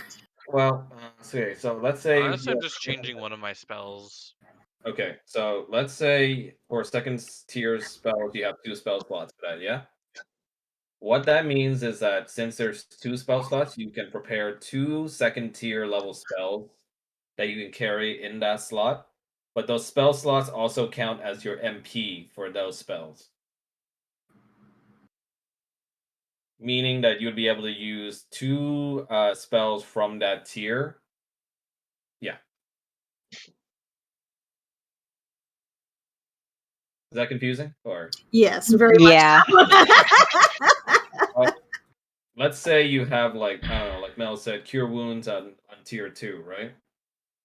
And you prepare something else on tier 2 as well. That's 2 spells for your 2 spell slots, right? Simple. but having 2 spell slots also means that you have 2 MP to use for magic of that tier. So let's say you use Cure Wounds twice, then you wouldn't be able to use any more magic of that tier because you used up all your spell slots. Wait, we're level 3, so I can use level 3 spells on my 2-tier slot? What are you talking about? My level, we're 3rd level, so I have access to level 3 So the spells. way Go ahead. No, you only have level 2 spells. You won't get access to level 3 spells until you're level 5. Oh, So okay. here, let me just link to the compendium page on it, just for like information. Okay, so if you look down there, and it'll show like a sort of table. It'll show you how many spell slots you can have active based on your level. So you won't get 3rd level spells until level 5, level 4 spells until level 7, and so on and so forth. Oh. Because spells cap out at 9th level for clerics and wizards and I think sorcerers. For other casters like paladin, it caps out at 5. Because they're not pure casters. Pure casters have full spell progression. We're half casters, and like paladins, rangers. Simpler way to put it, Mel, you have those cleric spells available, but you don't have the capability of casting that higher tier spells yet. So you can only cast cantrips, level 1 spells, and level 2 spells right now. It's the simplest way I can put it. Yeah, and then once we gain 2 more levels, if we gain 2 more levels, you can then cast level 3 spells. Ryan, Rattle, any questions? Rattles, do you have questions? A lot of questions, but I'm still figuring it out. So what are you confused? I cannot word the question. So I'm like, let me try to figure it out myself as we go, and we'll go from there. When the questions Have you ever relevant. generate. Have you ever played the early Final Fantasy games? No, and I started at 9. All right. My man. Let me explain this. So I'll explain this the best I can. So let's say you have, again, as best I can. If I'm confusing, let me know, all right? So let's say for tier 2 spells, right? You have 2 spell slots for that, right? You with me so far? 2 spell slots means that you can choose from your list of spells you can ready. You can choose to have 2 level 2 spells to put in that slot, those slots for tier 2, right? Okay, so since I have the School of Conjuration, can I only choose spells from the School of Conjuration, or can I just choose anything from the wizard spell list that fits? I would say in this case, let's say for this campaign to make it simpler for you, you can choose from the general pool unless it says that you have to be specialized in something. Well, but I'm assuming for School of Conjuration, you have your own set of specialized spells that you can choose from too, right? Yeah. Then yeah, for this, let's just say you can choose from the general wizard spell list or from the conjuration specialties. Okay, that works. Yeah, but My if brain is satisfied now. Well, just a tick. Because from what I'm seeing for wizards, I believe Paul's a wizard. It says that you can prepare a list of spells equal to your intelligence modifier plus your wizard level. But out of those that you prepare, you can only cast 2 of them, for example. For instance, what's Paul's intelligence modifier? Okay, fine now. Let's just make it simpler for Rattle right now so nobody gets overwhelmed and just say that you... No, now I want to know. How do I find the intelligence? It should be on the left-hand side of your it should be on the left-hand side of your sheet. It'll be under core, where it shows all the stats like strength, dexterity, constitution, intelligence, wisdom, and everything. It's the big number is the modifier. Like let's say, take Falmouth for example. His casting stat is charisma. He has an 18 in charisma. His charisma modifier is 4. Every Okay, 2 points so- above 10 is a +1. All is 3. So you have an intelligence of either 16 or 17. So it would be your intelligence modifier is 3 plus wizard level is 3. So you can technically prepare 6 different spells, but you can only cast 2 of them, for example, for second level. Okay, that makes sense. Okay, we all good? That works. See, Level 2 evocation. Yeah. So you I'm- can have it'll be 6 spells between both of the levels. So you can have, say, maybe 4 first level spells and 2 second level spells, and then that's what you can cast there and then. Okay. see, that's where I get a little bit lost because I'm like, okay, I have 4 first level spells and 2 second level spells, but I don't know how many of these I need to have prepared or like how many If it's casts I get. if it's simpler, you can prepare as many spells as you can cast for that tier, For this and then campaign, you I'm can gonna give cast a spell more than once, but just bear in mind that you won't be able to cast necessarily all your spells if you do that. Well, yeah, I get that. I'm just saying I don't know how many. Basically, I don't know how many casts I have. That's more what I'm getting at. So it goes based on a table. Like yours is Bard. Blaze, stop for a bit. Okay, so just to make it simpler, so this doesn't take too long, let's just say for this campaign, everyone just has everything ready to choose from, all right? And you just choose what you want to put in those spell slots every time you rest. Okay. I feel Okay. like, yeah, because I know the rules behind it, but I think this will make it a lot simpler, especially for the spellcasters, because there's already so much you got to take account of. That good? Yeah. I'm trying to decide whether I should do find traps or protection from poison. I feel like we're going to be running into all the poison shit. Only your DM knows. Ah, of course. Oh, to err on the caution. Side of caution. Yes, thank you. I was do protection from poison.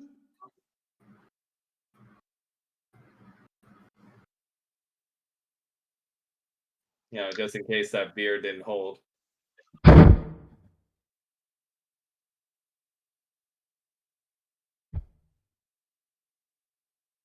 Stupid question. What's the VS, and VSM? We went over this last time as verbal, somatic, material. Oh, okay. Verbal means you gotta say something, somatic means you gotta make a gesture, and material means you gotta pay a price. Alright, I think I'm done. Got Alright. prayer of healing and protection from poison for my level 2 whatchamadiggers. Great. Shrine, Adel, you guys okay with your spell additions? Or spell? Literally, the only thing I need to know is how many times I can cast spells. That's it. Because that's the part I'm lost on. So the best way I can describe it is your spell slots count as how many times you can cast spells from that tier, and also how many spells you can hold in that tier. So Okay, so basically, if you have four level 1 spell slots, then you can cast 4 level 1 spells. Yes, basically. Okay, all right. That's what I need to know. That's it. Yep. And cantrips, as just a reminder, are unlimited. Yeah, unlimited. Yeah. Oh, there's a problem on my thing. What's up? Why is there 5 level 1 spells marked as red? No, because remember, as a cleric, you. Oh, that's right. Right. And do we reset our hit points too in our channel divinities? Well, I'm not sure everyone has channel divinity, Mel, but. Well, to the people that do have channel divinity. Yeah. So reset Your everything. channel divinities do refresh. Hold on, let me finish. What did you say, Max? So everyone just reset the things that can be reset. Okay. And also, Mel, remember to mark on your thing that you have your flame breath available again. Ah, yes. Flame. As a reminder, Mel, I would also like to remind you that you still have an inspiration point. Okay. I think I'm all set. Okay. Oh, manual RPG, so much fun. Yeah. And Lots of math. to answer the question, yes, when you finish a short or a long rest, you regain expended uses of Channel Divinity. Okay. This is also from way back, but Dreg, you also lose your fatigue level Cool. from when you were stepping in the fog to find out what it does. Ha ha ha. All right, so everyone full back up. Mm-hmm. Any questions? Everyone good on their preparations? I'm good. We're good. My skills are prepped. Okay, Roger, I think you're still low on health, so I'll just reset your health. Okay. Meow. Meow. Burn cat in the hallway. Okay. That would be mine. Hungry cat or cat that wants attention? So you Needy cat. So after your preparations, you rest for the night while also switching out from time to time for your watches.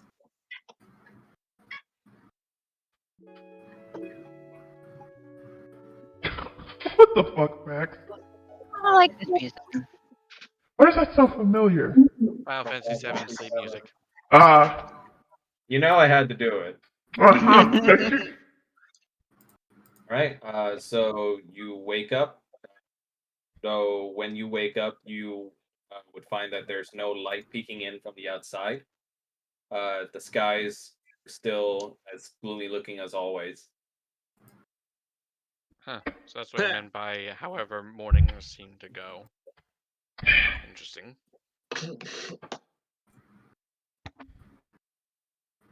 Kanan leaves his room and takes a long stretch. Oh. Good morning. Dragon roar.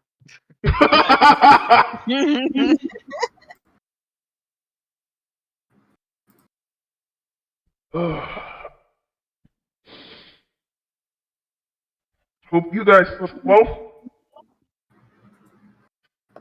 Since Roger took last watch, he'd already be awake. Paul is just face down in bed. Oh, well then,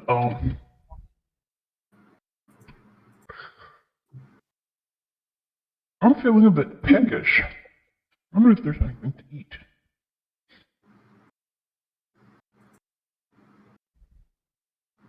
Is there any, like, bathing facilities in this place whatsoever? I don't imagine there is.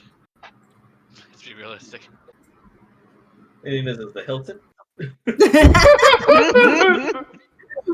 Mostly I ask because I'm like, do they even have, like, a basin of water? Like, Yeah, you get a bucket in your room. I'll say that. oh. I'm going to assume that that's not that. I don't think that's a bathing bucket. I think that's a chamber pot. Yeah, pretty sure. It is definitely a bucket. Whatever you do with it is up to you. Oh my god.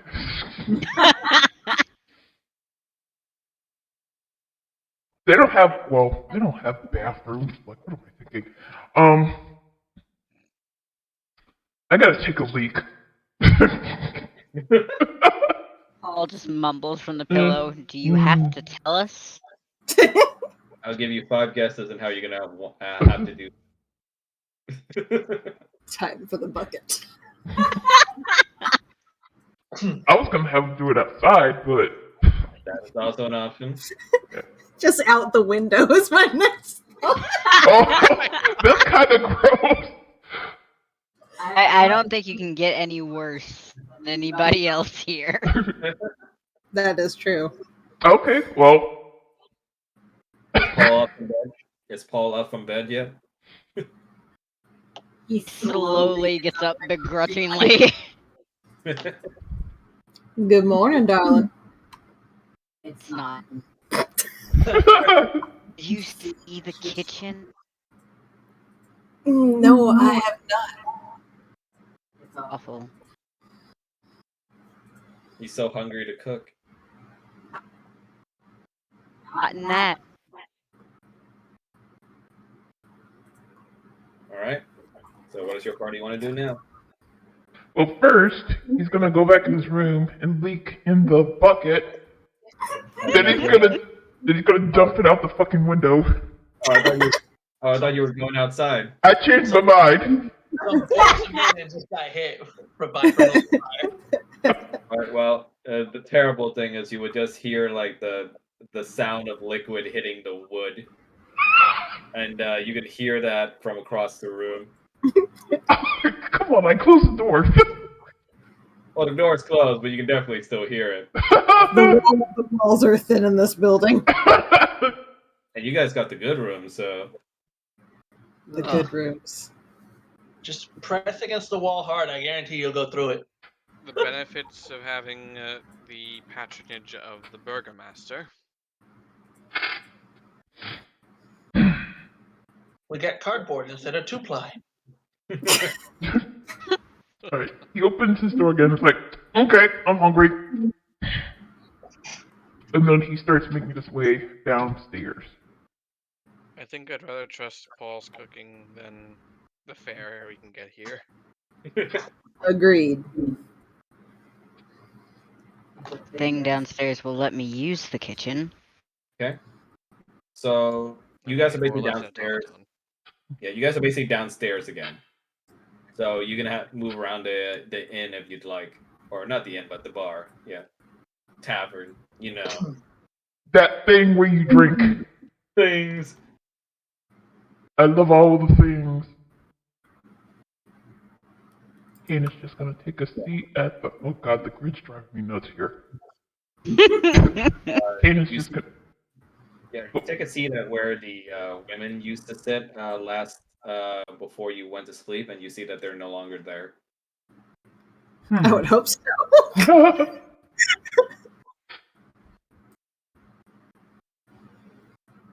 Paul's gonna go over to the bar. Do you mind if I make use of your kitchen? Eric, very true to what you were told. He doesn't respond, simply just keeping tabs at the bar and cleaning the glasses as usual. Just looking dead-eyed at the bar stools. Paul's gonna go over to the area where you can go in the bar, and he's just gonna slide right on past him into the kitchen. Yeah, he pretty much does nothing to stop you. He's still staring ahead at his work. In the kitchens, though, you would see that it has a moderate amount of kitchen wares ready, with a stovetop with a pot on it and a pan, along with a water basin on the side, and some. Meow? Is it clean? You are unable to ascertain it at a site, but you can definitely tell that it's been used, but not used recently. That's ominous. Ew. Right, is there a entry of any kind with ingredients? Yep. Boxes opposite of you are where food's all kept. Like at the far end of the room on the right side. Right, let's find out what the hell is in here. So you look into the crates from the removable lids, and when you remove the lids, you almost see like a lining of dust leave the rims. And inside, you just see old cabbages and various mishmash of vegetables that have just been sitting there. The frayed edges of the cabbages look like they're rotten. Oh. Great. Fantastic. Paul is gonna leave the kitchen, head over to the table. I'm going out to buy ingredients. That bad? Terrible.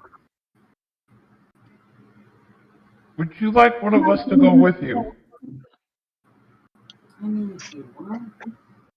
Oh, And we Blade, do got is your character still there in the corner? What's up? I think your character's still there in the corner, Blaze, just letting you know. He's just standing in the corner brooding while staring at everybody. When I said to stand watch, man, I meant, over us, not the wall. I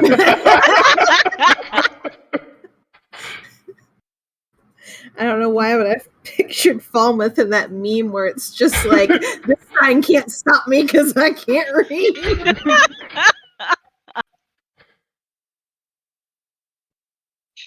Everything okay, Blaze? Yeah, just thinking. Okay. All right. So continue on as you were. Join me, that's fine.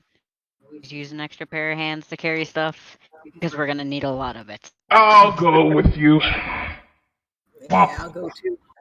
Still got things to sell. All right. Oh, So, that's right. right. So is everybody going, or are the only some of you going? I got no issue. Kanan and Roger seem to be coming with Paul. I don't know if the others are. Yeah, I don't see any reason to split the party.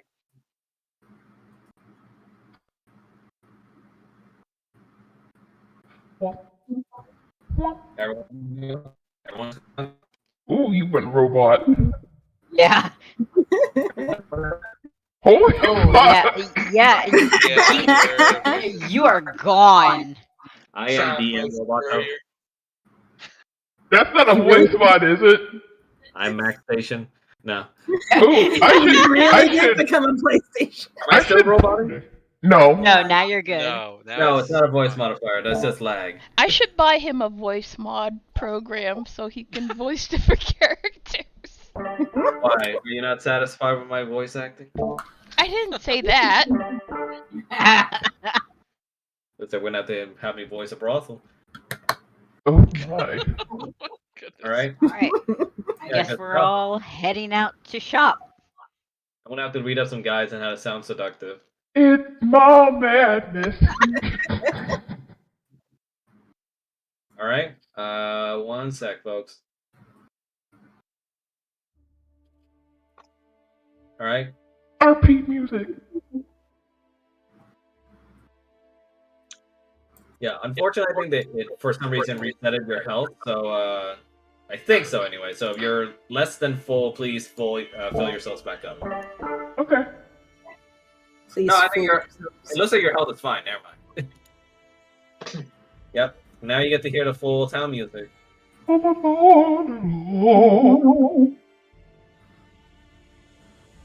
Right. Well, I doubt there's a farmer's market. You see, Likely not. you see the outside. It's still pretty dim. The skies are still darkened. It doesn't look like there's such a thing as morning here or sunlight. But there is more lighting now, so that you can see that there is a sign in the building at the very opposite of this place that you saw from before.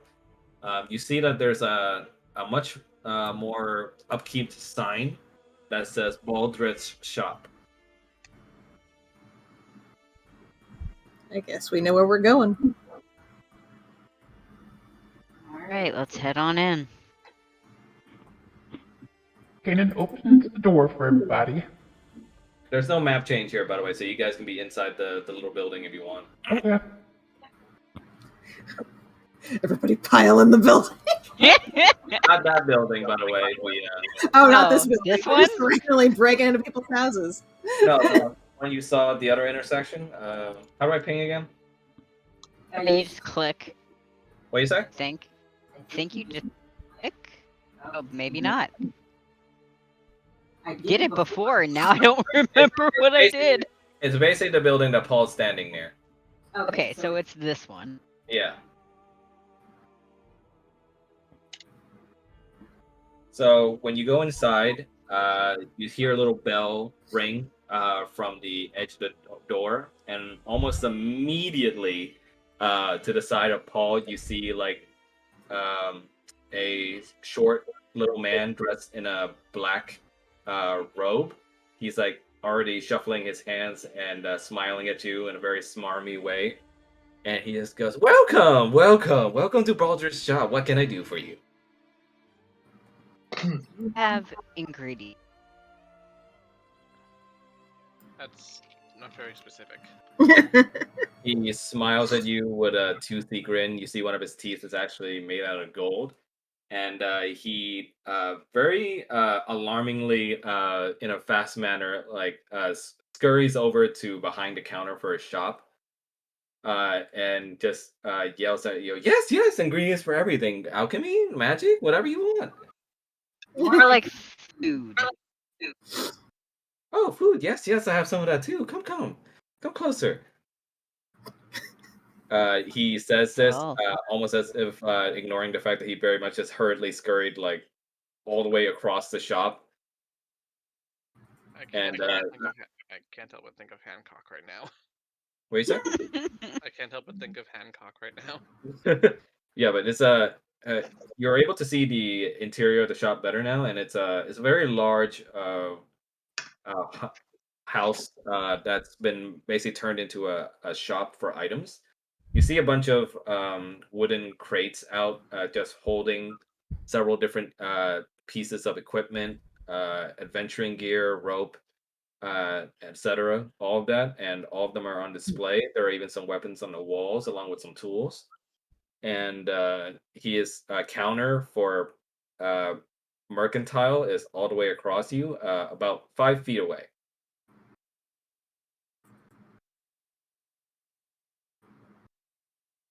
He scans over everybody as they enter the shop, and he kind of just has a toothy grin still, and he goes, "Please, please feel free to look around."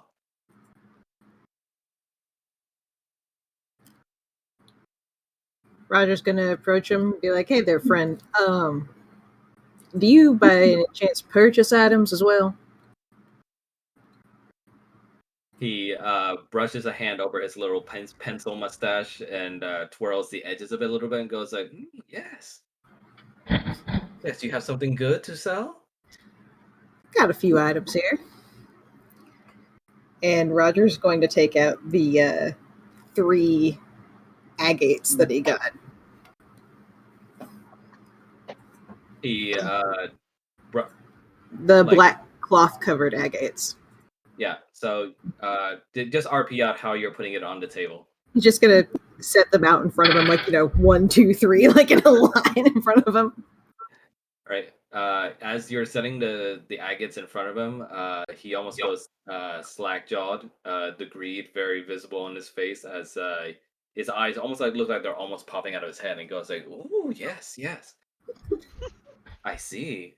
He takes out this little looks like some kind of monocle device as he like uses it to stare at the agates while you and your companions make their way around the shop.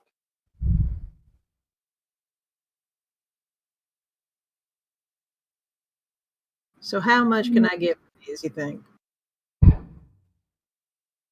Yeah, give me 1 second. Ow. Sorry.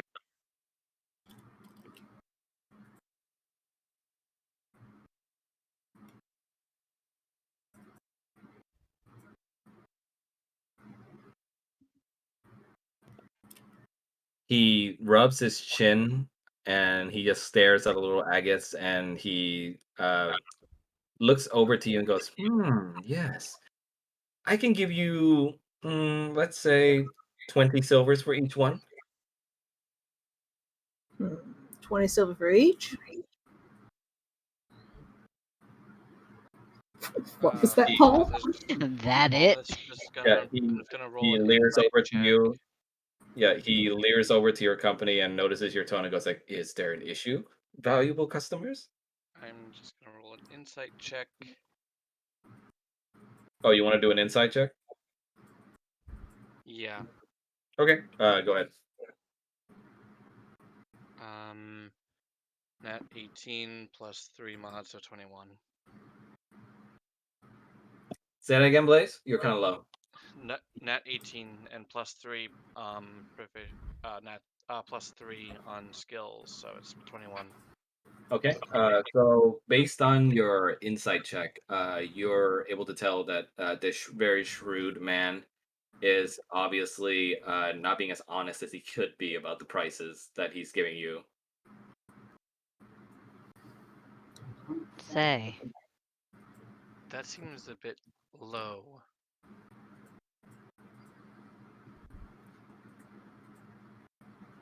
Roger is going to lean on the counter and just be like, now, surely, a handsome young man such as yourself knows that these are worth a bit more than that. And Oh, go ahead. Sorry. I was going to say, can I do this with charisma? Oh, you want to do a charisma check? Buy Yes. panic. Buy panic. What you say, Mel? I said buy panic for the All right. Yeah, sure. Roll for a charisma check. Okay. And Wait, hold Falmouth on. is just going to look at the shopkeep with like a sort of like grimace, so an intimidate check. You just got back up here. Let's see, that's 13, and I've got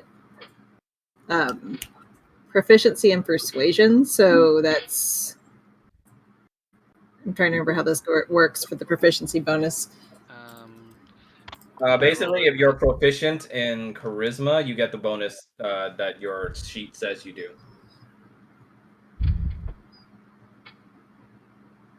Okay. It looks like you are proficient in charisma, so... Yeah, I'm proficient with so Persuasion, yeah. Yeah, so you get a +2 to whatever you rolled. Okay. So that would be, let's see. And I rolled a nat 16, and I have +6 to charisma, and it's +6 for intimidation. So it's 22. It'd be 15 for Roger. Okay. He sort of just has a very cocky smile, and he brushes his little pencil mustache again. And goes like, "Oh yes, yes, you have a keen eye too. I see. I was quite the looker back in my old age." He then notices Falmouth's glare at him though, and like he shirks away a bit, almost like protectively holding the little agates that he's holding. And he just kind of sheepishly motions over to Falmouth and speaks to Roger. Goes like, "Is there an issue?" No, I'm just trying to check and make sure those prices are correct. His voice becomes a little bit more hurried. He's like, "Well, I can definitely tell you, I know a little bit more about mercantile than some people would, and those are accurate prices. No need to worry."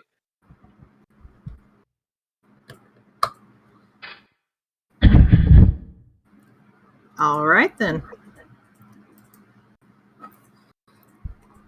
And Roger's going to be like, going to be like, well, then hand over. We'll go ahead and sell.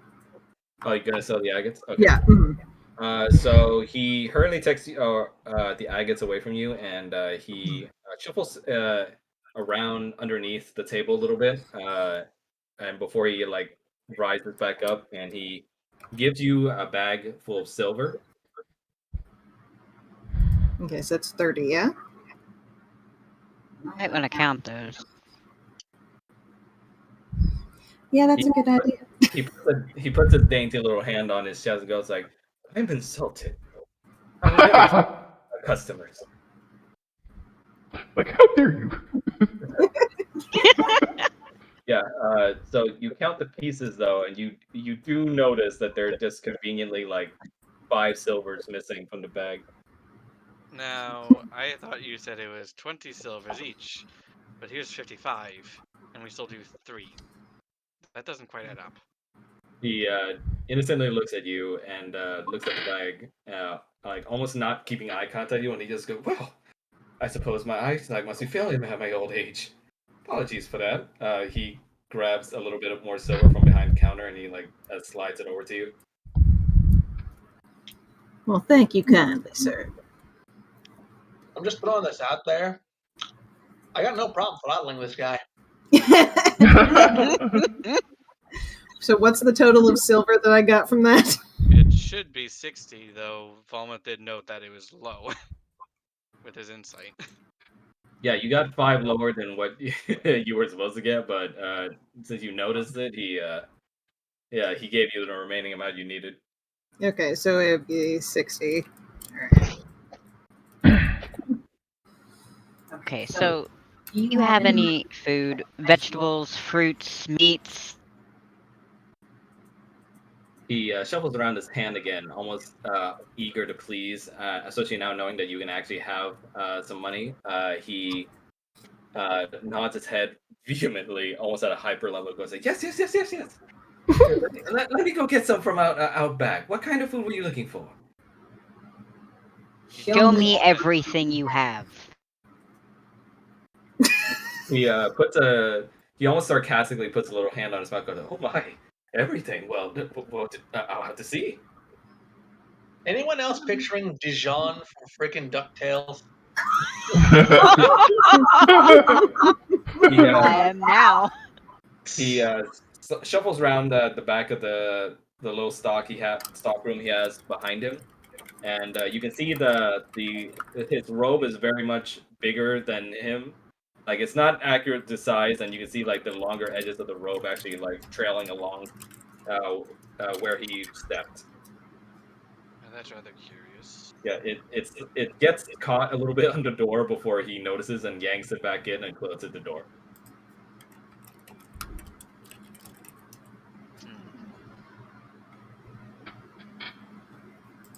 Paul just lowers his voice. I really hope this isn't the only shop. What'd you say? Paul lowers his voice and is just like, I really hope this isn't the only shop we can go to. There might be one in other cities. I mean, other we can villages. we can ask around, obviously, but He's already proven to be dishonest. He's not going to tell us any of his competitors. After your conversation, the door in the stockroom slams open, as you can see that he had to use his tiny little feet to open it, as he carried two boxes with him, and behind him, following, is a rather large fellow, like way larger than him, like almost like two height levels over him. On his head, almost reaching the ceiling, even, and is a very bald-looking man, and he doesn't look very intelligent, but he's definitely a lot bulkier than a regular person should be. Crunk! And he is very easily able to carry the rest of the boxes on one arm, and he just kind of slams it down on the floor nearby, and like the impact makes the merchant like jump up a little bit from the impact from how smaller he is. Oops. And the merchant like just grimaces and looks behind and slaps the man on his leg and goes like, "Watch it, you big oaf! I have customers here." And the big guy just scratches the back of his head and goes like, "Sorry." Hodor. The merchant just sighs and looks back at his customers and just goes, "Don't mind him. He's just my little nephew. Simple-minded, yes, but he has his uses." Little? I'll call him Nephew?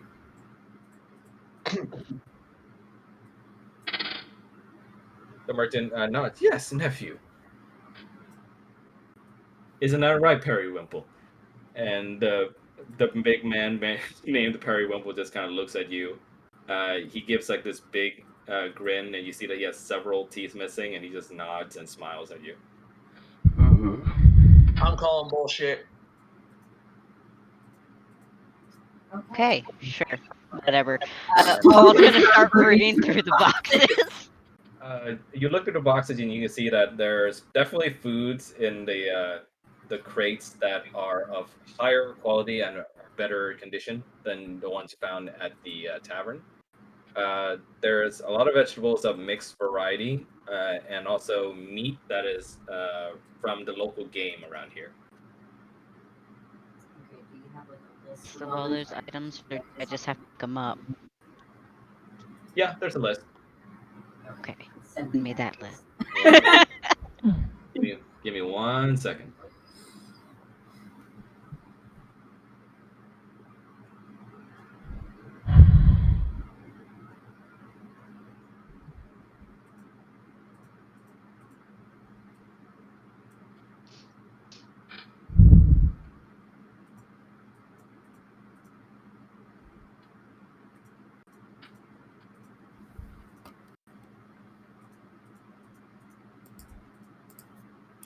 making me dig deep in my little D&D barrel now.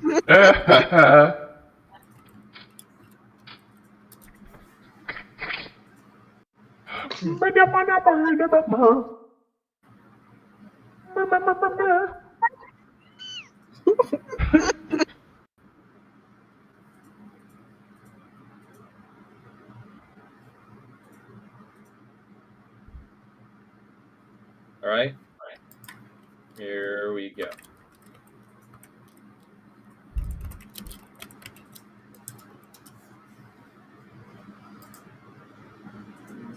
In Discord or I'm posting in Discord. I'm just making some edits. okay.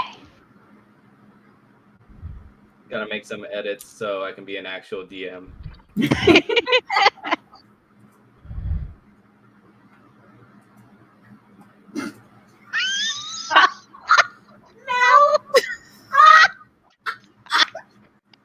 I'm sending that to Josh. What did you just post now? Oh, Why are you posting a penis? I don't know. Somebody posted that in one of my other chats. Oh Lord. Oh, my players are kind of dirty.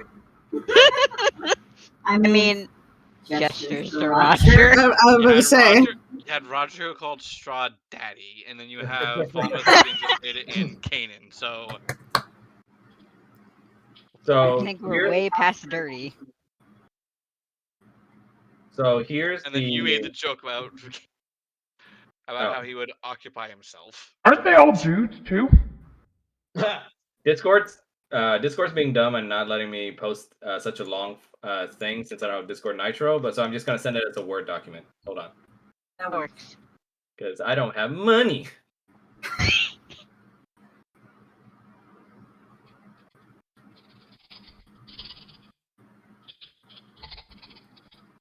The only thing I would say is ignore the prices on those.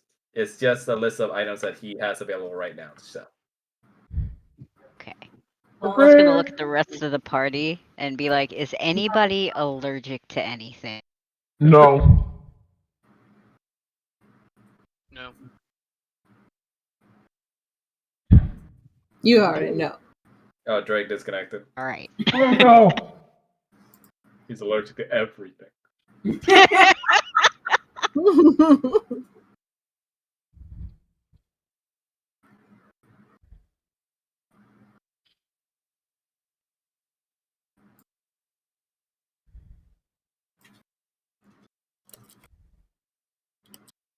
What do you guys think of the merchant so far? Is the merchant still assisting Paul? Yeah. Well, Paul's currently digging through the boxes, so by all means. Okay. Like I said, he reminds me of Hancock from Final Fantasy XIV. Yeah, he's definitely a little smarmy. Okay, so when Drake comes back, should we wait for him to come back for? Yeah. Okay. Fine.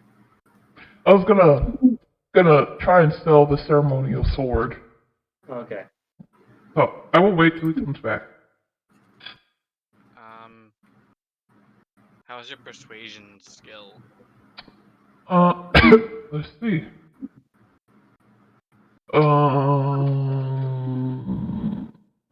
Because he did kind of undersell Paul on the agates, even. He's got a 3 in persuasion. Because he did undersell Paul with the agates, though Falmouth. That was Roger. Roger. He undersold Roger with the agates, even though Falmouth noticed with the insight that it was a low price of the 20. Well, there's no. He's not proficient in sword. This is no reason he's gonna keep it. So. Hey, welcome back, Drake. Welcome back, yes, Drake. I'm just thinking that Falmouth might assist with trying to make sure it's a more fair sale. I mean, he used to be a merchant, so let's give him a chance. I know I said I'm just gonna. Yeah. He's just there to assist if needed. Okay, so feel free to flex your merchant abilities here, Mel. If you while Paul sips, oops, drop my phone. While Paul is busy looking through the produce, Kanan takes a step forward and pulls out the the decorative ceremonial sword and places it on the counter. The merchant sees Kanan walk forward, and when he sees him draw the sword, he flinches a lot and like hides behind his little nephew, and just because he thought he was being attacked, and he lets out a sigh of relief when he sees you just placing the sword on the counter. Ooh, you can't scare me like that. My apologies. So, between you and me, how much would I get for this lovely sword? He walks over to the sword, and he lifts it up in his hands. He like moves it around a little bit, almost like in a way overly showy manner. Like he even bangs it against the table a little bit. Kana sort of grunts at that. And he just goes, I do believe this is some sort of, I want to say toy. He kind of stares at him. Toy? He just shrugs and just gives you a dismissing look. Goes, I'll give you, I suppose, 2 coppers. No. That thing is worth way more than just 2 copper. Come on. He grins and looks over at Ken and said, "Well, I apologize, friend. It's not worth too much to me. As you see, I have already many swords in my inventory. And surely you can part with more." Go ahead, sorry. He clears the throat and goes, if there's a problem, customer, I will advise you to bring it up to my little nephew here. He specializes in complaints." Nobody's making a complaint. All I'm saying is you should probably take a better look at that sword. I know it's worth way more than what you're trying to give me. I'd like to do like a persuasion check. Sure. It's a roll 20 plus. I got a +1 in charisma, and then I got like a It's so confusing, this shit. I'm just gonna post my sheet to Max. You're fine. So you're proficient in charisma, it looks like. So you can do a +2 to your roll for your proficiency bonus, right? Okay, so go ahead. Yeah, and you're also gonna add a +1 because of your ability score. Okay. Yeah. So you add that to a d20. Yeah. One so and add +3 to it. 1d20 plus 3. Oh, come on.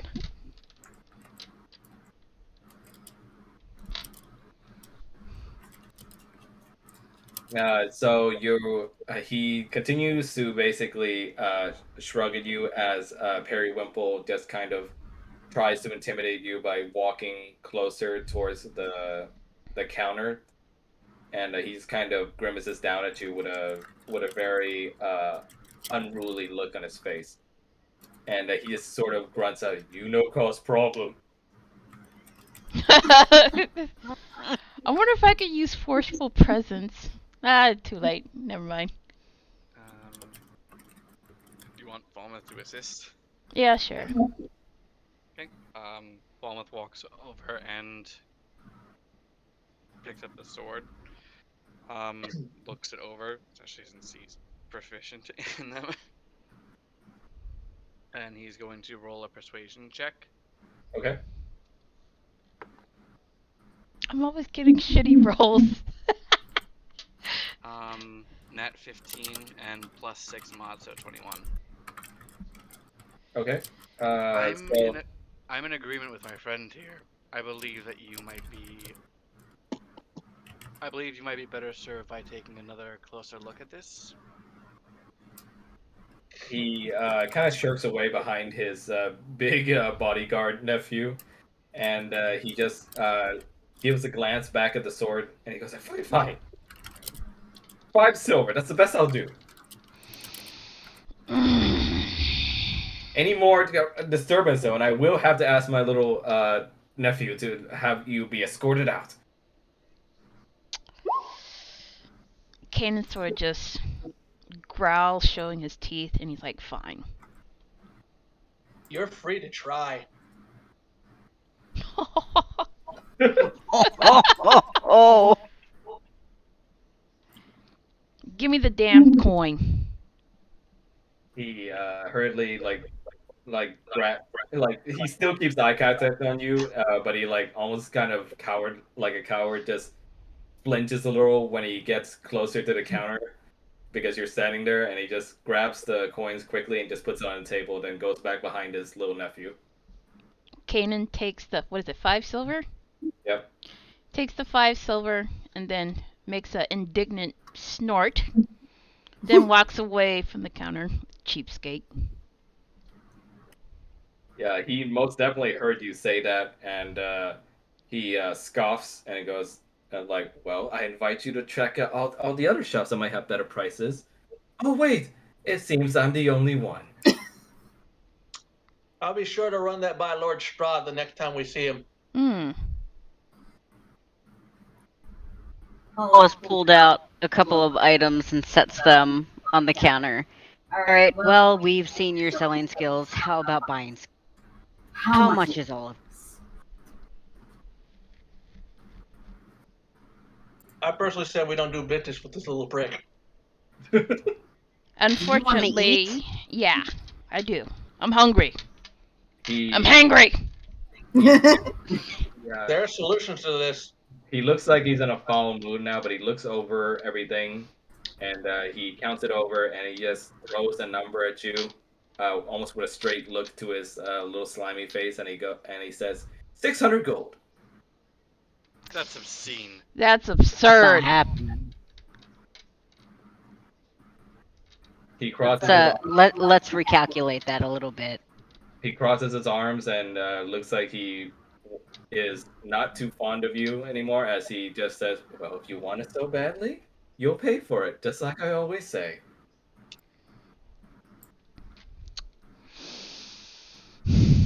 Who's good at hunting? You got a chance of convincing Elmo Rocco's alive and getting a good deal out of this guy. Do you mean hunting for food or hunting this guy? Hey, Look, I'm game for either. You don't hunt this guy. I just need you outstanding citizens to leave the room for a minute. I think we should let Victor have a chat. All right. He seems... That sounds good to me. I will be right outside. Yeah, the merchant almost senses the mood has turned, and he gives out a little girlish shriek before he hides behind his little nephew and goes Periwinkle, do something! And as I say through my freaking wolf helmet that I always have on, yes, boy, do something.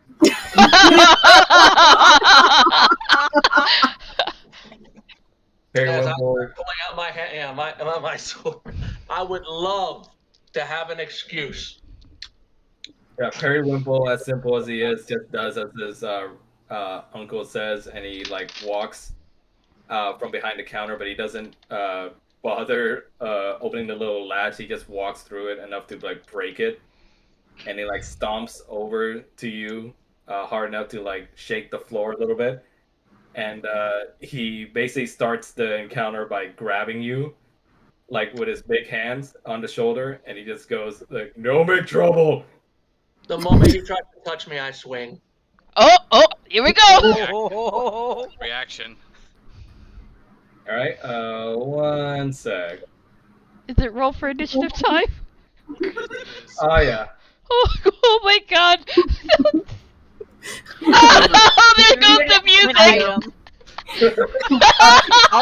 all of this over for some breakfast. Hey, the fucker tried to swindle us. It's true.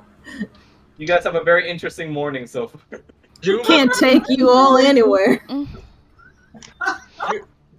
Or do you want to pay keeping me 600 from my gold for own this? And she's swinging. Absolutely not. I would have been okay for Besides- hunting for wild game, but I'm okay with this. Besides, I think the town could use a bit more variety in its merchants than a Connor's again. Can you guys spread out your character tokens so I can do the initiative thing? I don't feel bad about whooping a tard. Oh my god, Drake. Oh my- You're so violent. I just don't give a damn. Spread out, do you need? Okay, that's odd. For some reason, my initiative thing is not working. So I'm gonna have to, unfortunately, do this the hard way. Give me 1 sec, folks. Honest to God, I didn't expect us to get into a fight. Me neither. For this session. Funnily enough, I did because I'm like, I have not seen a merchant in D&D that's ever been honest. I'm assuming that's Especially his initiative. Especially not in Ravenloft. Yeah, I'm rolling for everyone's initiative individually right now because unfortunately my little macro thing does not work for whatever reason right now. Hmm. That's fine. Actually, let me try refreshing. Refreshing. Yeah. Yeah. Does that affect the music for you guys, or is it still playing? This No, fine. still Still playing. Okay. I cannot imagine what everyone's hearing outside. Whoa. Okay. Now everyone's portraits is active for some reason. Okay. Never mind. Do you just want me to click the initiative for me? No, that's all right.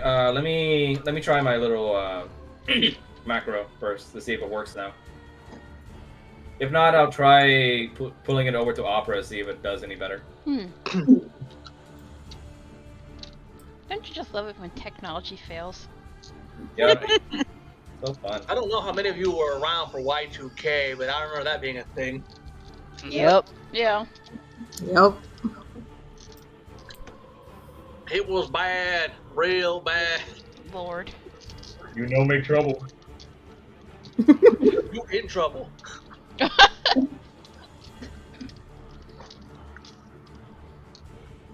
We're probably gonna get the whole town to hate us if we do this.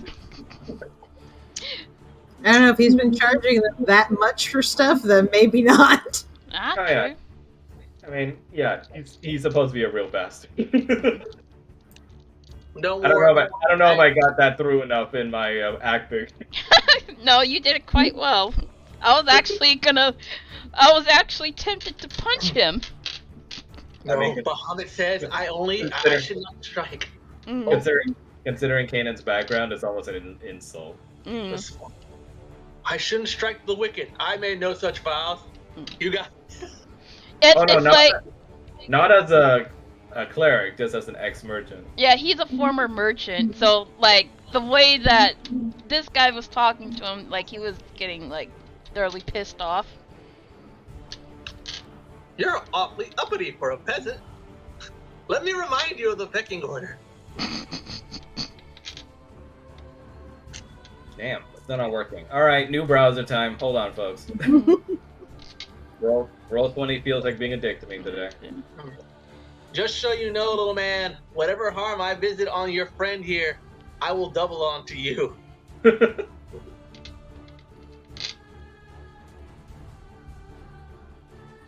Would it be Just from considered putting in work evil? for it. Would it be considered evil to kill him? Well, think he anybody grabbed would his guns notice. from me, so this is self-defense. Ah, good point. Good point. Or at least that's the way I can justify it to you, so your alignment won't get violated. I don't feel like Mel's too stuck up on that kind of stuff. No. Also, unfortunately, for some reason, D&D didn't let me like have a unique character portrait for this guy, so I was forced to use basically like like a Barovian commoner art, but if you want to see what he actually looks like, here, I'll post it everybody in the Discord. Okay. He's a big Oh my Oh. god! That is a fucking. What was his name? From. Hodor. No, not Hodor. Was it Of Mice and Men? Lenny. Oh, Yeah. Yeah. Lenny Small. Yeah. yeah, he's a big dude.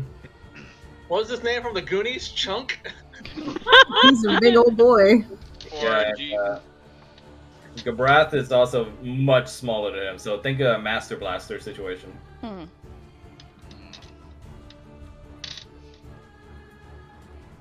We're gonna make you squeal like a piggy. You're that a-hole who came out from the hills have eyes. Oh lord. if it's possible, let's try not to kill him. I make no such promises. That's why I said if it's possible. Could we just knock It's him the out? wrong turn. That is an option, yes. You know, if Roll20 will fucking load. Hmm. It's just like incredibly ominous music for really what's just a simple. Dust up in a store. Some goofy music did not feel like it fit with the campaign, so. You know, Gorge, fellas, you need to leave the store. And go, Yuck. Like Goofy. Yeah, see? I tried the macro and it's not working. What is happening?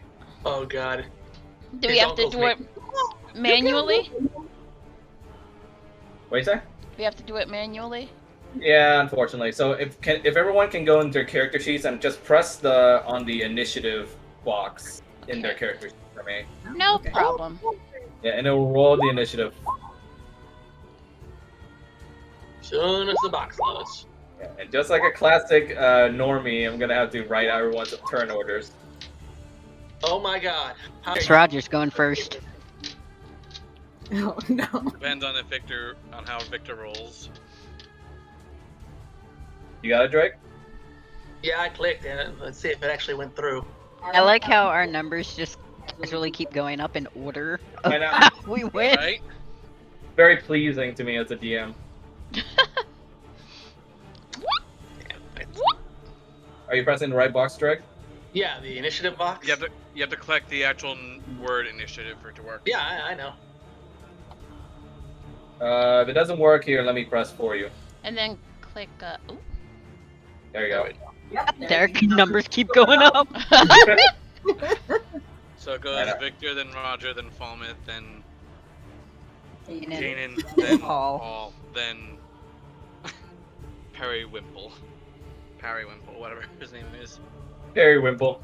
We're just gonna circle around and beat Dude, on I this feel like man. I feel like there's no way that's his actual name. I'm gonna beat on the mentally challenged kid. We're all he's going not- to hell. Well, he's not a kid, I'll tell you that. But yeah, you start out the encounters. By the way, Periwinkle automatically goes last. By the way, he's a pretty slow dude. He grabs you by the shoulder, even though you're slicing at him. Like the big lug doesn't even seem to feel it, and he just shoves you all the way outside through the door back where everybody is. Big mistake, boy. So you're so theoretically everyone's back outside, right? Yeah. Yeah. Okay, so yeah. Okay. So he would be right at the door, but everyone should position themselves the way they were before this happened. Okay. Yeah, this shit ain't letting me roll. I can't remember where I was. Was I right here or? Fine, just position yourselves as your character would have been standing before he got thrown out, basically. Well, Oh, okay. Kanan was like Yeah. right next to the door. And Okay, Falmouth so right Paul, there. you're standing right where he is, or? Yeah, Yeah. that's where he was, so. Okay. So that means he basically throws him against you then. you both basically get knocked back in that order, and now you're standing in those positions. Okay. And the simple lad just like almost hulkingly like just lets out a little grunt and goes like, "Trouble!" And you start to encounter. So Drake, you go first. I get Jason Voorhees in a Friday the 13th movie. Move back. What'd you say? If this thing would let me freaking swing, you're gonna probably have to click my stuff for me. Yeah, I will.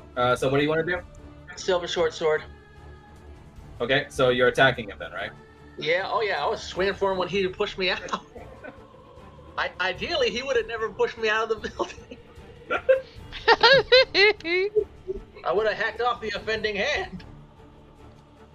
Yeah, trust me, he's not too much for complicated thoughts right now. And like I said, I move back in and I swing with the sword. Okay. Silver short sword. Okay, so you're nice. You rolled a 17 for AC check, and that definitely hits. So you swing. You want to RP to hit? Go ahead. Right, and since I'm using fighting the short sword with my fighting style dueling, it'll do an extra 2 points of damage. Nice. So it'll be 10 slashing damage total. And like I said, after he pushed me out, and I get back up casually, and casually walk over ominously, not in any particular hurry. And as Victor draws near, with lightning speed, flicks the sword in this gigantic individual's Cock? vicinity. Okay, so Gonna stab him in the cock. okay, Flick it so casually across the stomach. so you're basically taking a slice of his stomach, right? Yes. Okay, so you slice across his stomach, and it creates a cut up across his tunic, and he definitely felt the cut, so he goes, "Oh!" Move. And he definitely takes the damage from your hit. and end the turn with a snarl. Move. Okay, so next up in the order would be Roger. Okay, well, first of all, since Paul got pushed, Roger's, moving over to Paul's side, like, nope. And he's Baby, I'm fine. basically, yes. Poor And he's gonna look at this guy and he's gonna cast vicious mockery because of course he is. Okay, throw me an AC check. Let's see, what do I need to do for this? Shit. Slash RD20? Yeah, just roll D20. Roll D20. Okay, I thought so.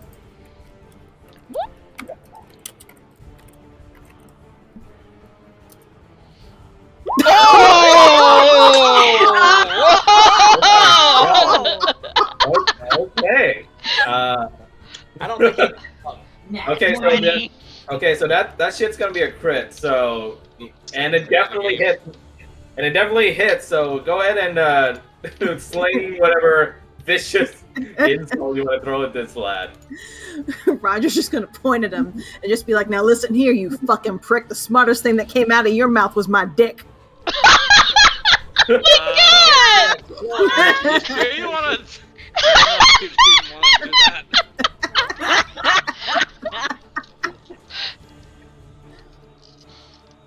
You know what? I love the fact that I got Heart of Oh, Darkness. Roger, you can do so much better. Hey, you got a laugh out of me. What you say? I said, hey, got a laugh out of me. No, I mean, he can do better in terms of his taste there. Alright, so that's what you're going with, right? Yep, that's what we're going with. Okay, so since it's a critical, you can roll 2d4s worth of damage. Alright, let me... And you got a spell attack bonus of 5, right? So add a 5 to the result. Oh, Okay. Lord. So, 13 damage. Oh my no, god. 8. Oh no, 8 damage. What, 8? 2d4. Plus 2d4 5, and then you add a 5 to it. So Okay. you have 13. Alright, so yeah, there you go. And yeah, I'm just gonna tell you now, I don't even need to roll. I know this guy fails to save. I regret that I didn't realize that I have an ability here, that Heart of Darkness. This guy would have been a lot more eager to please us if I would have it. But yeah, he almost like he clutches his head like he's trying to understand the words they're slinging at him. Like he can't understand the complexities, but he definitely knows it's a negative. So he like, you see tears coming out of his eyes, and he goes like, "Wee!" And he definitely like takes some mental damage there, and he takes 13. He's suffering mental damage. There's not much on my mind to suffer. Yeah, he takes 13 damage from your emphasis on vicious mockery. And you people think I'm the evil one. And that's where Roger's gonna end his turn. I just tried to kill him. You didn't have to insult his intelligence.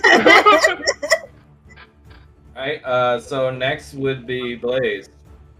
Okay, I'm attacking with Great Axe. Okay, so roll your great axe for me. Okay, attack is 11 plus 7, so it's 18. That's the AC check, right? Yeah. Okay, so you definitely hit. So roll for damage. Okay, and that's 1d12 plus 5 for that. This thing is very...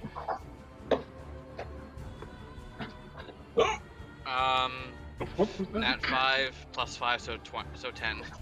Okay, so 10 damage. RP the hit for me. It's not a killing blow. Well, I'm gonna goes to swing the great axe at the Periwinkle and it chooses to strike with the flat side of the axe head, just trying not to do any sort of lethal damage. Okay, so you're basically smacking him, right?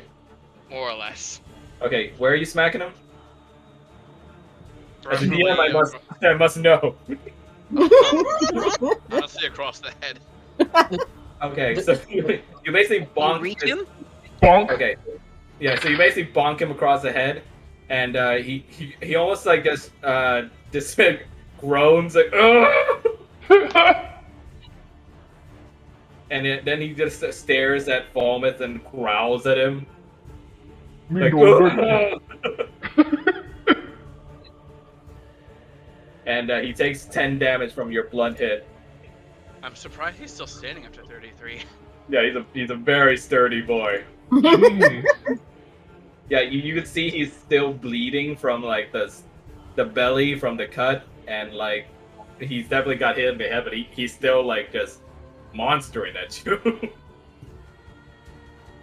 Okay, should be Kanan's turn now. Okay. Are you ending your turn? Yes, I'm ending my turn. So it's Kanan's turn. Is it possible to break his shin? Yeah. If you apply enough force, yeah. Sure, out loud, but you'd have to do a strength check. Oh, okay. Kanan just pulled out a baseball bat. I'm just thinking here. With your mace, right? Yeah. Well, theoretically, if you want to do this, you'd be doing it with your mace, right? Or whatever you're Yeah, using. with my mace. Then yeah, I'd say with a mace it's possible. Okay, so You'd have to strength check. You're not proficient, so you don't get the proficiency bonus. But you do get a +2 from your ability score for strength. So roll me a d20 and plus a 2 to it. okay. No, you've got horns. You could just ram into his laps. Hey. Yeah. So let's say for this situation, you'd have to make it past his. You'd have to make it past his AC check with this, and it also has to. He has to fail his Constitution check. Oh, okay. Okay. So, what's your roll? Not bad. Okay. Okay, so Big Boy here is gonna try and do a Constitution save. Okay. Give me 1 second, folks. This guy's just getting fucked up.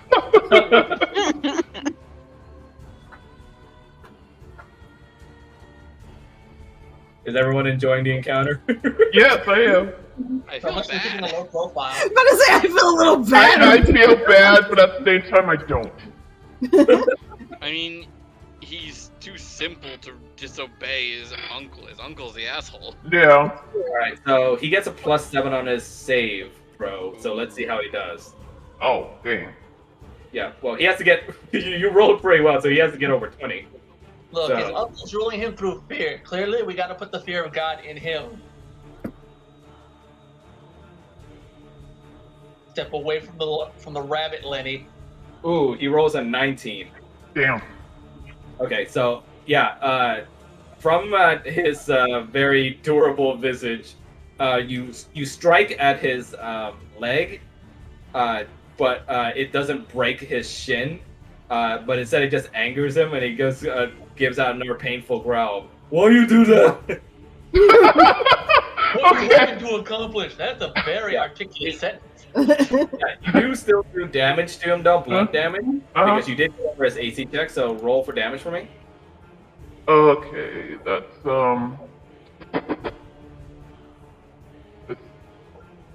I mean, you did give Falmouth an idea for. Oh, like, how much do I do the mace? Yeah, just press Yeah. mace for me. Okay. It'll do it for you. Emperor is growing. He'll go down. You Is don't have to it- rip. Do I add, No, just press the mace in your inventory and it'll roll it Okay. for you. Yeah. Yeah, well, alright, we ignore the AC check because you technically already did it. okay. So you deal 8 bludgeoning damage. Okay. Nice. So he definitely takes 8 to the shins. I was just trying to immobilize him. Turn.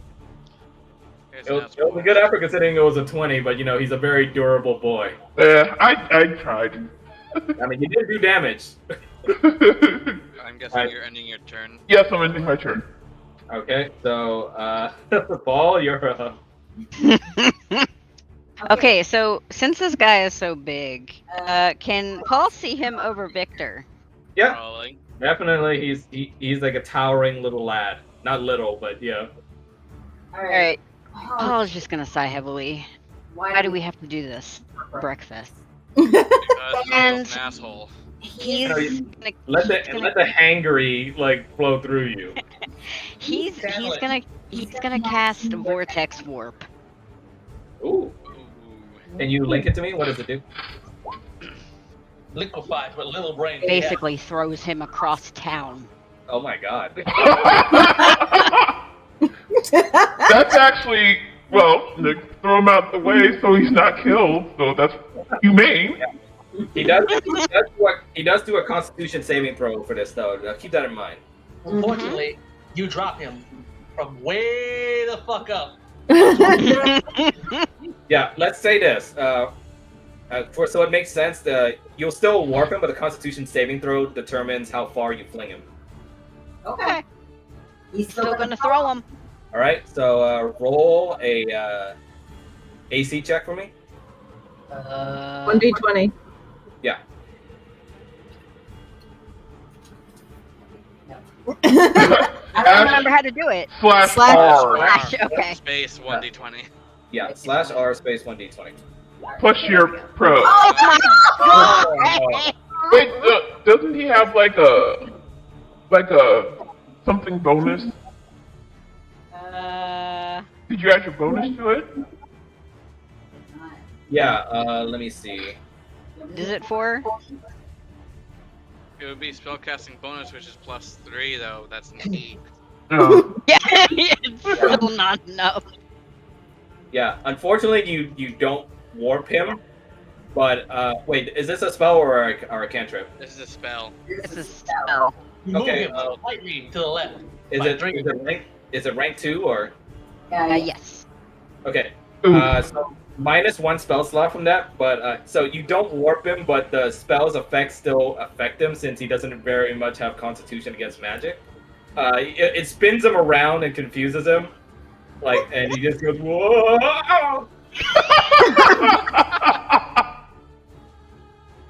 Yeah, the for very simple lad fuck's gets sake. very dizzy, and he starts like doing that thing where you're dizzy and you just like starts staggers around, and he doesn't know what he's doing, but he staggers like all the way over here. Excellent. Paul's just like, for fuck's sake, and just ends the turn. He's dizzy now though, so I'm gonna give him a disadvantage on AC check. Oh.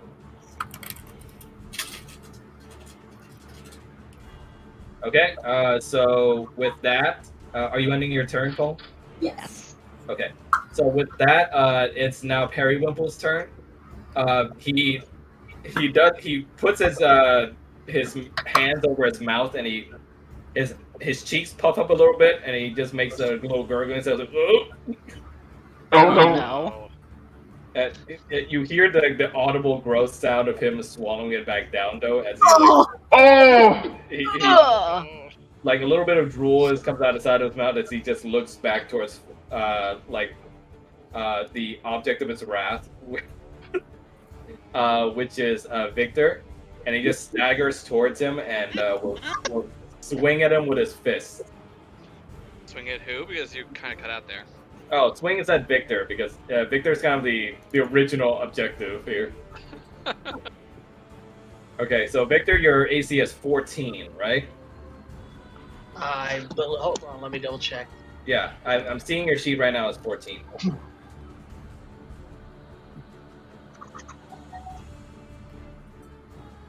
Yay. You good, Rick? Yep. Okay. 14. Okay. All right. So let's see. Periwinkle gets strength bonus of +4. He has a strength of 18 then. Yeah, and he has a little feat called Brute, so he deals 1 extra die of damage when he attacks. Oh. Miss, fucker, miss. You're only Okay. slightly stronger than me, and probably just as durable. All right. So let's see. He rolls a 9, so unfortunately he does miss against you. He's Why sort do of you say unfortunately? That's fortunate. I'm the DM. It goes 2 ways. So he very sluggishly this. It's a very big, powerful swing that he means it to be, but he swings over your head as you're able to dodge it. And but he swung so hard that the poor lad is now swinging back around, and he has his back turned to you now as he staggers to regain his balance. Sucks to be you. Oof. Victor, let's see if we can flank him. Okay. Okay, so now it's back to Victor. Victor's gonna try and kill him. He made his choice. Not really. I don't care how dumb you are, you have agency. God damn So what this. will you do, Victor? Stab him in the back. Oh. Oh. Oh. All right. So what are you using for it? The short sword. Yep. Okay. Roll for an AC check for me. This will be with advantage since he's technically at a disadvantage right now. Yeah, same problem. Oh, you can't press it. All right, I'll press for you. I don't know why it's not cooperating tonight. It's cool. What? Oh Jesus Oh. Christ! Oh yeah. my god. 22. That's a Oh. nut. He rolled a 19 plus 5. So that's Holy 24. frick! What the fuck, dude? That's a Jesus crit Christ. for me. All right, so you got a 24 on the AC check. Nice. So you definitely deal 10 slashing damage to him, but from behind. So you stab at him with your sword, and you definitely feel your sword make it through, but you almost feel like your sword's hitting a lot of fatty layers. You don't make it all the way through, but you make it enough so where he definitely feels it. Here's the thing. I got improved critical. Oh, you do? It wasn't a critical though. Oh wait, No, yes. it's not a crit. No, it improves the range of it. So basically, instead of being a nat 20 only, it improves the range to 19-20, so it does crit. Yep. Oh, nice. Oh my god. So do 1 more dice of damage for me then. I'll just press on your thing for it. Yeah, so that's 12 plus whatever's coming next. Another That's 9. Ooh. So So 19. 21 damage. Oh my god! All right. So he, you thrust. Oh, you want to RP it? Yeah. Yeah, go ahead. Go ahead. Oh. As he spins around, after he swings and spins around, Victor once again casually swings the sword, this time across his back. Okay. So you swing across his back, and you definitely hear him cry out. "Ah! Oh, poor. I feel really bad. Trouble!" Move. Yeah. So you deal a whopping 21 damage against him. Like at this point, you can see that he's as aggressive and like stubborn as he is. Like he's starting to like tire out now. He's starting to gasp a little bit more and get Stand tired. down. Like the simple lad is like staring back at you now with aggression, but you can tell like he's definitely like doing badly. Like he's I like guess I'll try a shitty intimidation. oh, you're gonna try and intimidate? Yeah. Yeah. His ass has been thoroughly whipped. He might actually comply. Yeah, I think you're used up your action already, so I don't think you can do that. But next person can try it if they want. I don't know if Roger's all that intimidating, to be honest. You're a fucking demon. Well, it doesn't have to be intimidate, just any. I would say it doesn't necessarily have to be intimidate. All you gotta do I mean, is, like, he- lift your shirt off and be like, I mean, he crit on vicious mockery. I think that's intimidating. Okay, so Roger, you're up next. Okay, so Roger is going to try to persuade this guy. I also realized in the midst of us doing this that he actually has expertise in persuasion, Nice. which will modify this. So he's just gonna be like, look, fella, big guy. Oh, wait, for first, roll for the persuasion for me. Yeah, hang on. It should be. Yeah, so you get a +2 to your persuasion check, and also with your charisma, it's a +3 as well. Yeah, it's a +3, and then with expertise, it basically doubles your proficiency. So basically, instead of a 2, it's a 4. Oh, nice. Yes. you're like, Periwinkle, homie, my main So it's man. 4 plus 3, and then the d20, so it's All right, so roll. 7. Hold on, I'm dumb, and I didn't put this in right. This whole adventure is just about us getting breakfast. Yup. I just want breakfast.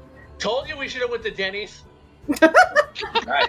Well, as simple as he is, you definitely succeed, and especially in his weekend stay, you definitely succeed. So go ahead. And he's just gonna go, look, big fella, just sit down, relax. You don't gotta do anything.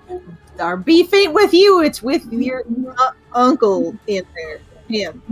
Like he starts to stagger around, and he like falls down on his knee a little bit. And he goes, "What trouble?"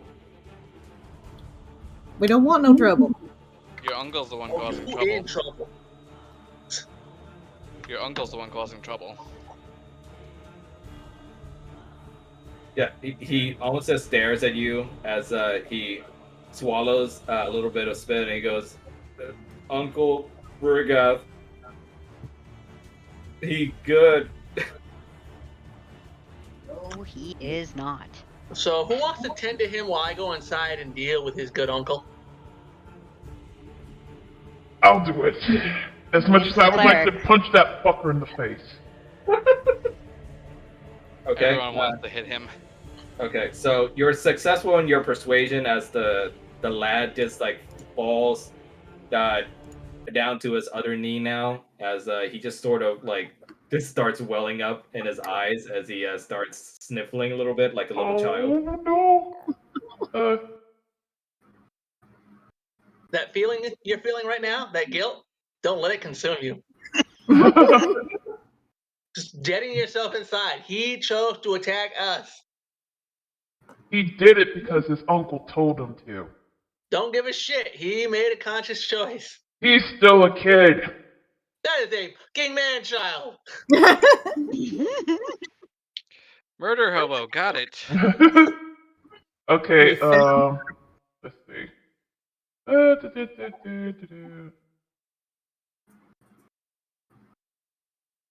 we're going to help you. Do not attack us anymore, okay? Maybe wait till we're done here before you start like patching them up. And do it quickly. So you're basically just talking with him, right? When everybody goes back inside. Yeah. Okay. So the lad just sort of just looks at you like a little child and just starts to sniffle and it's like, okay, You're not in trouble. Just hold still while I patch you up. no trouble. Oh my god, I feel so bad now. Oh. All right. So So as everybody's walked back inside through like the smashed apart door now, you guys mind if I try you see- something right quick? What's up? Hey, you guys mind if I try this by myself for a minute? What are you trying? I just Oh, wanna- you want to be the only one going in? I think it's more Yeah. intimidating. Yeah, that's up to everybody. I'm fine with it. So long as you come out with Sure. the food. Maybe a few pieces of gold. All right. As Victor walks in and casually closes the door behind him. I mean, it broke. The door Yeah, broke it's off. basically like It's yeah, fine. The door's basically broken off its latch now. It's like kind of just like He just Closes what's left of it. okay, but I just imagine him just picking up the door and putting it against. Sure, you know, whatever sounds more dramatic. Yeah, so you put the door back in place and it just like flips back down behind you. We are going to have a little talk. So inside you don't see anyone at the counter, but you hear like you hear the sound of trembling against some wood as a voice behind the counter cries out, "Periwinkle, are they gone?" And I just start You start what? running the sword along whatever corner happens to be by as I walk over Oh my. God. casually. Yeah, the little voice becomes more panicked as he shrieks a little, like, "Periwinkle, where are you?" Periwinkle ain't here. Like we call him Periwinkle. Hodor's not at the door. Oh my Oh god. my God. So after hearing that, he shrieks and he basically rolls on the floor behind the counter and he tries to crawl towards the door to the stockroom to hide. And I close the distance.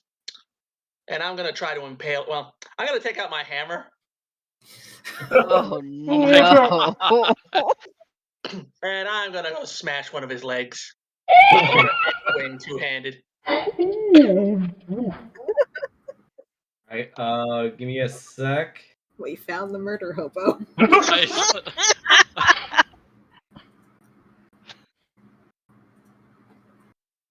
Okay, so Bildrat hurriedly tries to move towards the door, but you bring the hammer down on his leg, and you hear a little impact snap, and he just cries out, "Ah!" He his hand goes away from the knob of the door, and he just rolls back against the floor, clutching his legs, and he starts just panicking and crying out to you. He's like, "Please, please no, I'll do it." Shut the fuck up! You want the food, right? Just take it, please. Oh, I'm taking it. This is not a negotiation. If you keep bitching, the next swing will be on your head. He just cowers away and clutches his head and just shies with it. And I'm gonna be tossing him around a little bit because why the fuck not? The next time I come in here for business,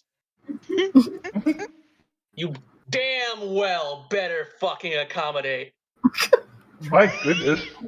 And if you ever send that fucking mountain of a fucking retarded man child at me again, Oh my god! kill him, and then Yep. I'll kill you. It's definitely not PG anymore. No, it's not. Are What's we his clear, alignment again? you little uppity shit? What's his alignment again? Yeah, Bill Draft just like continues to cower away and cry in his hands, and he doesn't even look at you. Oh, could you ask him where the bandages are? Now where the fucking bandage?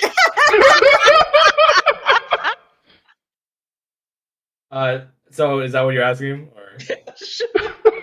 Okay.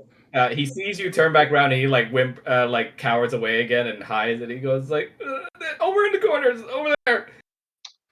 Now, who else does business in this town aside from your corrupt little ass? He says, no one. I swear, I wasn't lying. It's only my store. The Vistani. They provide me with items to sell. Oh god, I am so tempted to burn this place to the ground. Nope, you might need it later. All right. After I make sure he ain't gonna move anywhere, I get the supplies. Find out if he has anything else down there worth Looting? taking. Look, I would have paid, but I don't deal with this shit. My temper's out. All right. So what are you guys doing? And I guess we'll send his ass out to get. If Mel wants to fix him, she can fix him. Well, psychological scars are gonna be there anyway. Yeah, I just like Kanan's gonna patch him up. He's got a proficiency in medicine, so. Okay. So as you're patching him up with the bandages, I'm assuming that Victor gave you the bandages by now, right? Or I just like, yeah, sure, yeah. They're over there, I think. Now, yeah. okay. So she comes in, yeah, fine. They're over there. Kanan comes in to grab the bandages, comes back out, starts patching up Periwinkle. All right. So Periwinkle continues sniffling as you're patching him up, right? And as you're doing so, he just kind of looks at you and he starts petting your head, and he just says, "Nice lizard." Nice. You're welcome, son. You're okay for a Huey. I was gonna lean in the doorway and just be like, okay, can I take the food now? The man like just cries out, "Yes, okay, fine. Go ahead, please. Just leave me alone." Thank the gods. So Roger's gonna walk into the shop and take a look around, and he's looking for some specific items. Oh no. He's looking for like string and cloth and fleece. Okay. FYI, I will not let this little shit get healed until we're done. Okay. So you're basically taking. Can you list out the items for me? Yes, he's looking for feathers, string, cloth, and fleece. White cloth specifically. Okay. So I'm gonna give you all the items that are available in his shop. Okay. Just I guess just ignore the prices right now because of the situation. I'm so glad we don't have like weight limit and cumbersome shit. Thank you for not doing that. Yeah, you're welcome. I don't like having to keep track of that either. Let me open this up. But that's what he has available. For now, just ignore the prices. I'm just gonna walk in and pack up. The benefit all of the food. not being too OP, though, I will say if you're gonna loot him, I will give you a limit of 5 items to take. Oh, you assume Roger's gonna loot him. Roger's gonna buy from him. Oh, that's fine. Yeah. If you're gonna buy from him, that's fine. He's definitely in no mood to start ripping people off right now. Especially Oh, okay then. after some punishment's been dealt to him already, he's definitely still on the floor, and his prices are normal right now. They're not upcharged. So everything that's in that sheet I just sent is the normal price. That's all the Okay. food, though, right? Is that just the food, or is that everything else? The food is also their normal price as well. Okay, so I gotta look at that list again. Oh, there's Yeah. the shop thingy. Just Yeah. throw it out there. If we don't want him to try to accuse, we can leave money. If you don't want to have him try to accuse us of theft, but that's up to you. Yeah, I mean, or you can always give it to the small lad if you want to just have him give it to him. These were aggressive negotiations. Yeah, definitely not Shark Tank. Okay, let me see here. This was the most amusing breakfast trip I've ever seen. We just wanted breakfast. What does PP stand for? Platinum. Platinum piece. Oh, Yeah. Yeah, oh, platinum is expensive. he's got holy water. I don't got enough for it. That sucks. You can bless water, I think, as a spell. So With blessed, As a there cantrip, should be a spell of bless water. blessed water. I only have the spell blessed. I don't have blessed water. I don't think it would work that way. And honestly, 25 platinum is more than we would even have because it takes 10 gold just to make one platinum. Yeah. You would need 250 gold just for one flask of holy water. So after going through, for this. What'd you say, Drake? I was thinking of like putting a shop theme to this. Oh, sorry, Drake, go ahead. No, I'm just saying, I'm not leaving my whole life savings for one holy water. Yeah, I was gonna say like I was thinking of having some shop music here, but I think with how the situation turned out, I don't think Call it what it is. It's a home invasion. especially since the merchant is like on the floor with a broken leg. Roger is going to take a tinderbox and he's going to put 5 gold pieces on the counter. Like the biggest insult ever. Okay, so you're buying a tinderbox? Yep. Okay. He looks over the counter at him where he's laying there and is just like, I'm gonna put this here for you, and just puts it on. Next time, just give us the food, man. It's like, oh yeah, he doesn't even he can't even look at you right now without like tears in his eyes, and he just nods silently, like he's past the point of trying to talk now, and yeah, he just nods and lets you take the tinderbox. And Roger is going to head back outside.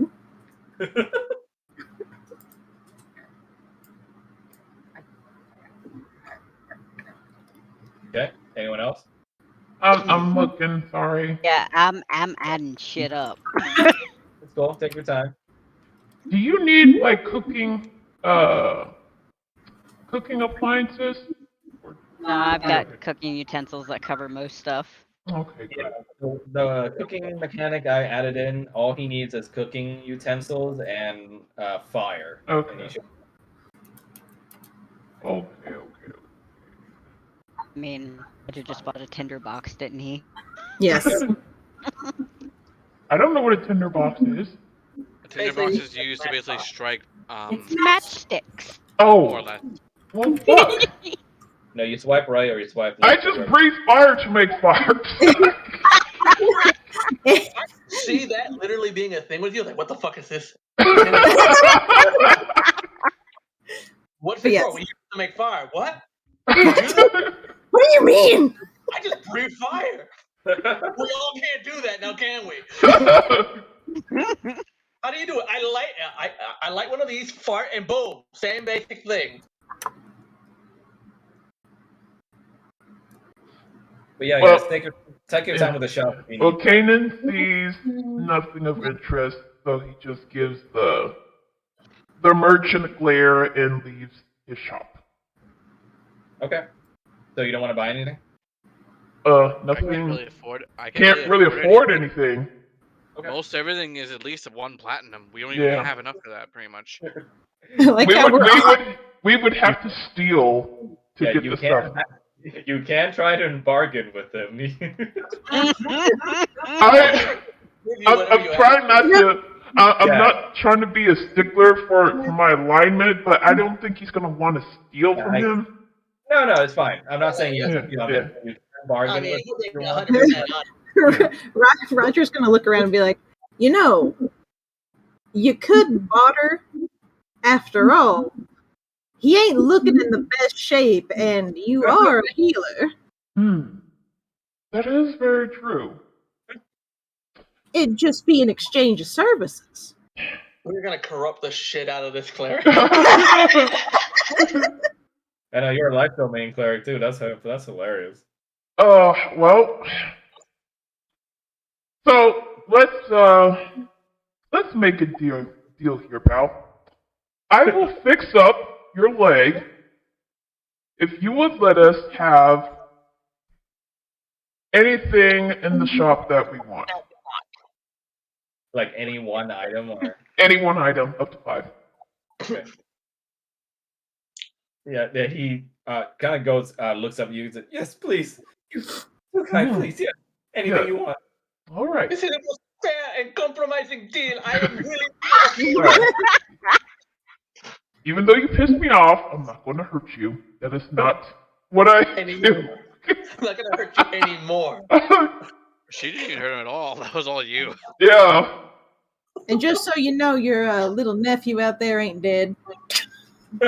You might be worried about him. I don't know. Yeah. So would I have to use cure wounds on him to fix him up? Do you have any kind of? Yeah, I mean, I think it could be good if you use cure wounds if you want to. Or can I just bandage him up and be done with it? Depends on the extent of the healing you want to give him, because bandages aren't exactly like. Yeah, true. Yeah, I'm just gonna fix his leg with cure wounds. Yeah. Keep in mind, magic is a fair trade because it's an expensive procedure. It is. Absolutely. Okay. All right, then Kanan takes a moment to consider.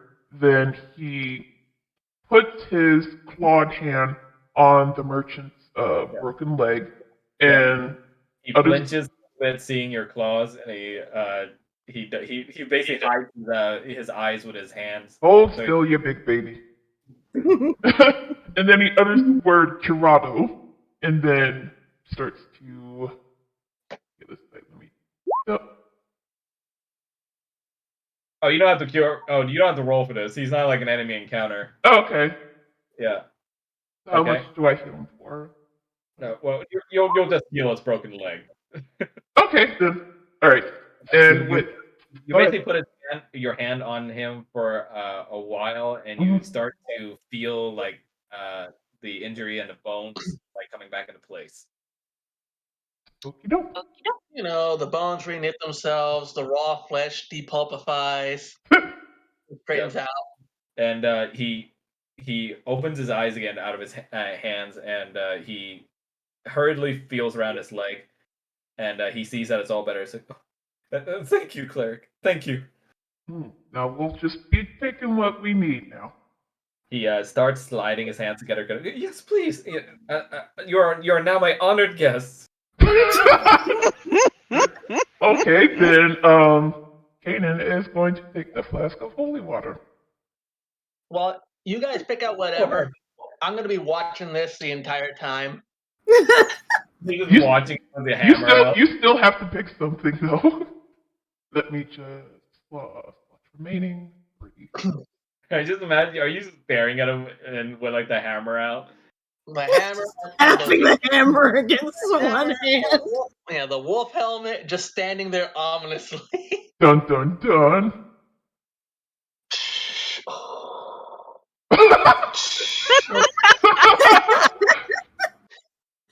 Are there any clothes in this shop that are white?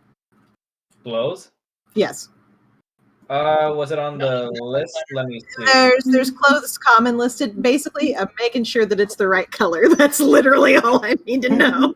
Yeah, I'd say they'd be white. That's basic enough. Yeah. Okay, well that is what Roger is going to take, and then he's gonna go over, and he's going to pick up a signal whistle, and he's gonna go back over and put 5 silver on the counter. Okay. Yeah, remember to remove the amount of monies that you're taking out to spend. By the way, people. Kanan will also put a silver on the counter. Okay. Just because he's good natured. From merchant to merchant. Hey. Now that we healed you after we broke your leg. Right? Like I said, you started it. We're just finishing it. A freaking mafia. Can't believe joined the mafia. At least we didn't cut the black like in Sopranos. Okay. Oh my So, god. Anything else, guys? Huh. Paul is still grocery shopping. Oh my god. No, it's Is he doing the thing where he looks over the fruits and the vegetables and stuff to make sure they're fresh? Just Uh-huh. sitting here tapping melons. Yeah. In the Totally. meantime, while Paul does that, he just the merchant just has to uncomfortably just stand there while Victor just stares at him down. I enjoyed this encounter.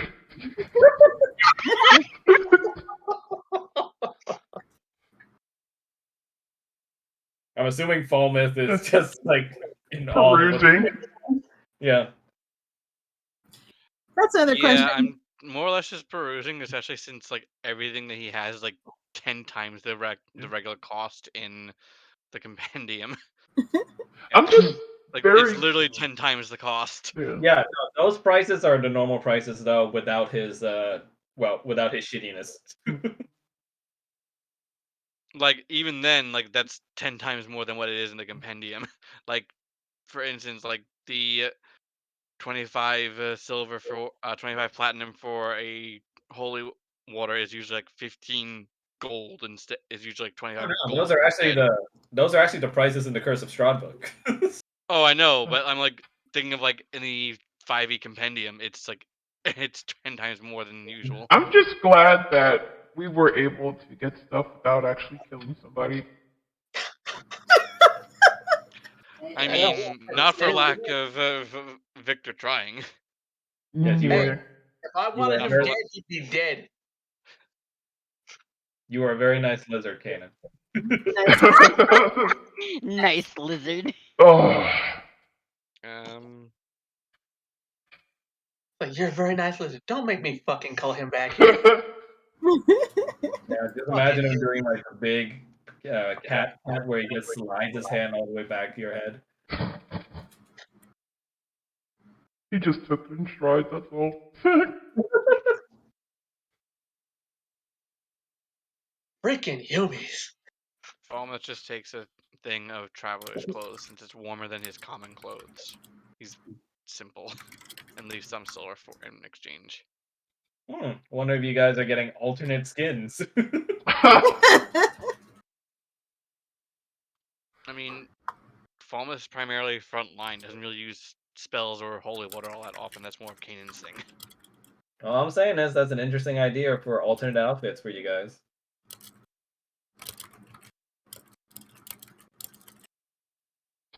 So, Paul, what are you going to make us? The most casual conversation. Find out. I'm- I hope you like surprises. I'm eager to taste your cooking. Yeah, while you're saying all this, the Periwinkle just sheepishly kind of wanders back inside the store looking guilty, feeling real bad. And his uncle just kind of just gives him a what the hell look. Stay out of trouble, Perry. Yeah, Periwinkle just shuffles back behind the counter and goes back into the stock room behind. God, I feel really bad. Not as bad as he'll feel if I find out you're abusing. I gotta make a comic for this encounter. This is ridiculous. I look forward to seeing it.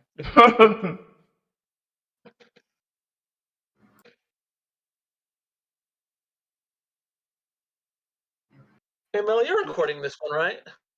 What? Are you Oh, yeah. recording this? Yeah, I am.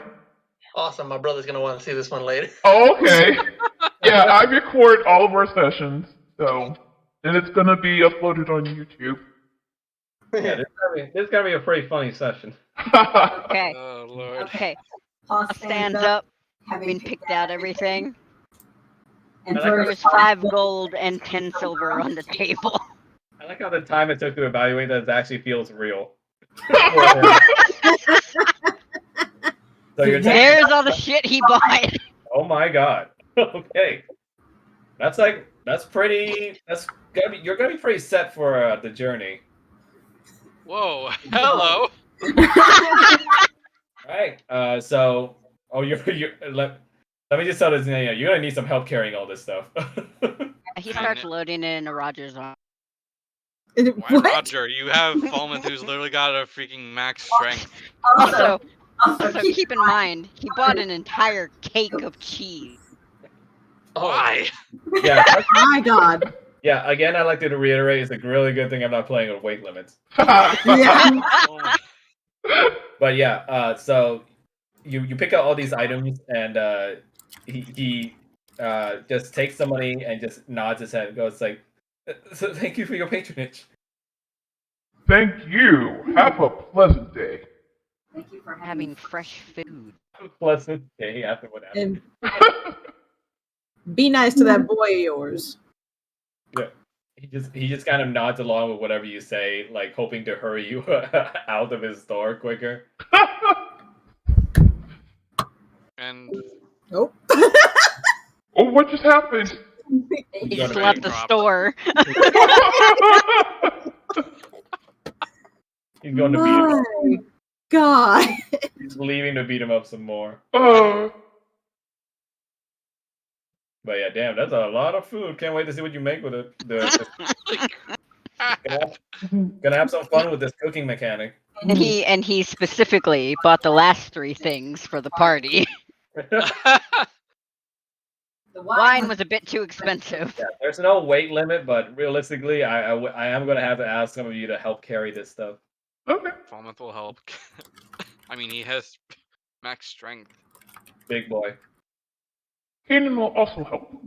20 is the highest any stack can go for a player, so. I like the single jar of honey too. I'm sure that appeals to Mel. Oh, yeah, I haven't had my piece of honeycomb yet today. Which I will Yeah. say is absolutely delicious. Yeah. Just a shame that we're probably gonna have to get to the cooking next session, unless you guys want to go on for a little bit longer so I can introduce the cooking thing. Up to you Honestly, guys. I don't think my brain is ready for the mechanic. Okay, so then we next can. game would Let's save that work. for next Okay. time, then. When Ray comes back, we'll end the session after you guys leave the store. This was an eventful morning. We haven't even had breakfast yet. Get to start breakfast for the next game. Also, you were talking about eating honeycomb, Mel, and all I'm thinking is just Kanan, like, eating honeycomb, but you know how dogs, like, eat peanut butter and they get it stuck to the roof of their mouth? Just Kanan just, like... Having the cooking mechanic for the next game and starting it with making breakfast works too, because Paul would absolutely be spending 3 hours cleaning that kitchen, so it's actually Yeah. usable. Yeah, sure, no problem. He could be doing that in between sessions. Gave me a fun little mini game for Paul, because I'm assuming you're not letting anyone else cook. We'll see. I mean, there are some who are semi-competent. I mean, Kanan was sort of a house husband. Yep, he was. It's cool. I mean, he's obviously gonna bring Kanan in, but he's got to start the fire. Oh, What a good use of fire breath. That is not what it's used for. Or you could just use Falmouth's Are you tinderbox. not using the tinderbox? I'm about to say, or Roger's tinderbox. Roger has one too. Falmouth Yes, has one but from his explorer's that kit. is a finite resource, whereas Kanan is infinite. He only gets one fire breath a day. Yeah, he only recharges the fire breath every long rest, so keep that in mind too. Yeah. What if I need that for like an encounter? Yeah, combat. What if you get assaulted by more bugs? Oh. I hope there aren't more bugs. That would be very unfortunate. And I would hate Max forever. You can't threaten me. I'm the DM. I can't read. I mean, Rule Zero does work both ways. Don't you understand? Half of my power is making shit up as I go. Oh. I mean, Rule Zero does go both ways.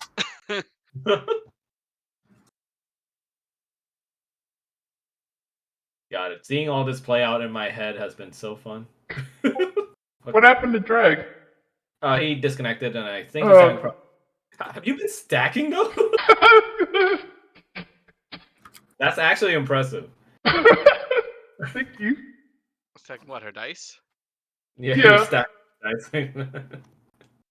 It's actually not too bad to do so. It was therapeutic while waiting for people to finish their money counting thingy. I want to try doing that with mine now. Hmm.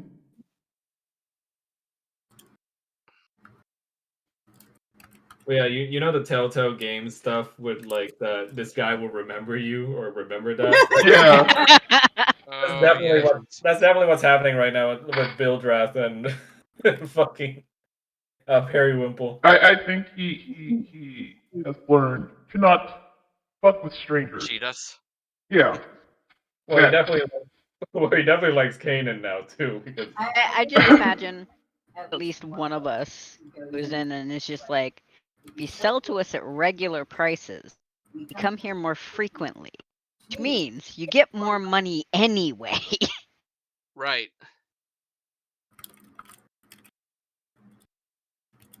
just can't get over the critical vicious mockery. I mean, yeah, that was awesome. Ooh. It's brutal. And Falmouth just thinks he can do better in terms of taste. Roger's just like, I can't.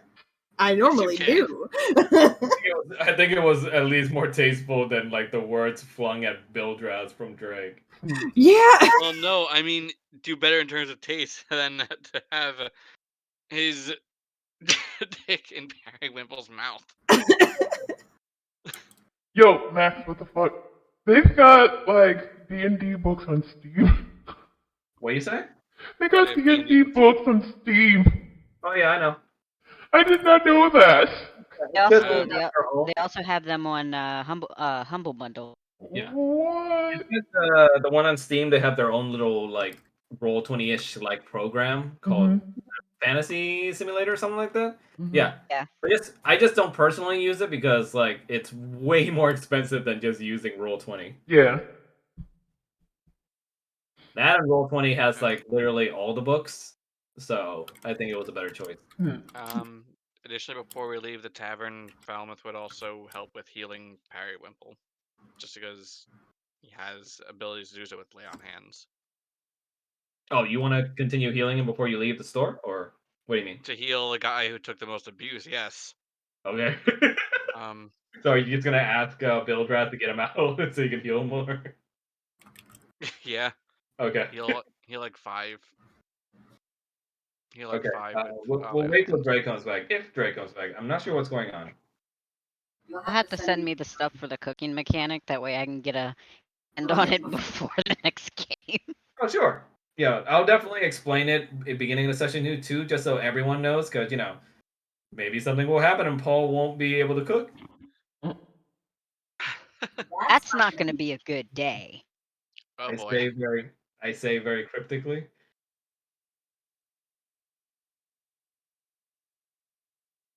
Yeah. Paul is in a kitchen. He is very protective of the kitchen. Lash's kitchen knife. But yeah, hoping Drake is all right. He hasn't responded. Maybe it's his his. PC. Does anyone down? have his like a cell phone number or something? Or No. I probably should get it. yeah, does your husband have it or? I don't think so. Okay. I'll give it like we'll just stop it here then, and then just Okay. continue off that next time. Okay. Mm-hmm. I'll give it like I want to say 15 more minutes before we just end Oh, it. wait, he's back online. Oh, promising. I smell chicken Like in real life, or in real life. did your husband like get some chicken, or Smells like he's cooking something. just because I was like, wait, is At Paul already 10:30? cooking? What? What's wrong? What's wrong with 10:30? Oh, It just we seems thought like you were very talking late. Oh, we eat late. Oh. He Same got with my booted. family. Everything's resetting. Because my dad only gets home at 11 p.m. Hmm. Back, Drake. Welcome back. Welcome back. Okay, can you hear us, Drake?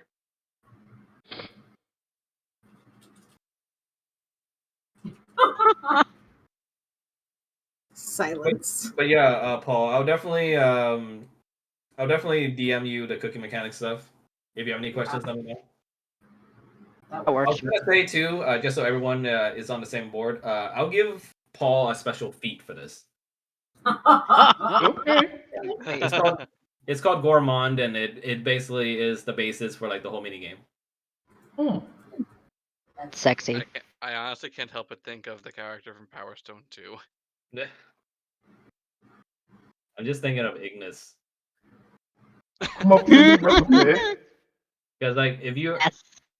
I would also have debating on giving you like a little feat where you get inspired by certain things that happen, and if you depending on your role you can be inspired to come up with a new dish. Hmm. Yeah, Paul would like that. Oh. That's it. Ah. That just means y'all are in trouble because if we come across the centipedes again, he's probably gonna Oh, get an no. Ah. idea. We've cooked worse in Breath of the Wild. It's fine. It's true. I'm not using my fire breath to light the fire. That's a much more finite resource than a tinderbox, to be I honest. just imagine every time they're about to cook, like Paul just like looks at you with pans and pots in his hands, like No.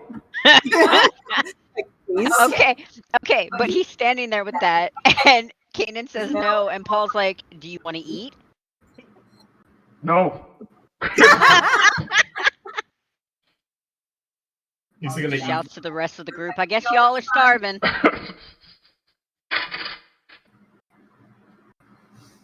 Oh. I was gonna say, is Drake actually here, like speaking? I Because think he's here, but I'm assuming something's wrong, or he can't hear us, or speak yet, or it's loading in. I don't know. Maybe. Greg. So I'll have to get everybody's cell number just in case. Yeah, I feel like that would be a smart idea.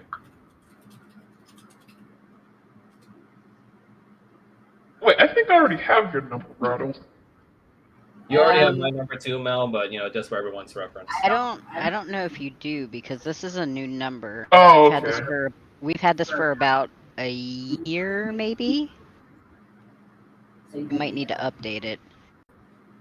I don't remember Yeah. my number off the top of my head. But It's the same as mine. The last four numbers is just 3226 for her. Let me Okay. just. Okay, I think I should be back. There he is. Yay. Okay, Yeah, so Drake Drake, strapped out on me. yeah, just in case for emergencies, do you want to share your cell phone number just so we're all like connected in case something happens? Honestly, not really at this time. Nope. No, that's fine. That's fine. yeah, Yeah, you're not being forced, so it's fine. I mean, if you have Discord on your phone, then Oh, yeah, you I just do. get in contact Yeah. there. Yeah. Feel free to add any of the numbers if you feel like you need to text us for anything. So go ahead. Right. Okay, so to catch you up, Drake, we basically decided the session's gone on for a while, so we're gonna stop it here. Start of next session, when Paul starts cooking, where I'm gonna introduce everybody what the cooking mechanic is like, just so everyone knows how it works. And we'll finally get breakfast. Clarifying. Next adventure is lunch. Yeah, the long. You get brunch at this point. The literal boss encounter for breakfast.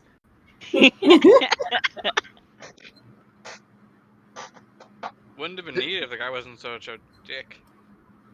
Oh yeah, Phil Grass was a little worm. Max Oh god. Dong. Yep. Oh wait, I already have your number. This is the most trivial fight I have ever been in. But it was Yeah. You fun. complained. Yeah, it was fun, right? Yes, it was. It was fun, and we got loot from it. And Oh, yeah. I just had so much fun. My badass moment being knocking the shit out of some fucking horde cheapskate who had the unfortunate luck that my alignment was not good. What is Victor's alignment? Yeah. I'm I just neutral. wish I could draw well, because It's for half of these NPCs, TN? Wow. yeah, I just wish I could draw well, because for half of these NPCs, they don't have any pictures for them in the book, so I can't use it. What is his alignment? I didn't hear. Neutral. Like Oh, true okay. neutral. I am Alright. unencumbered by things like morals.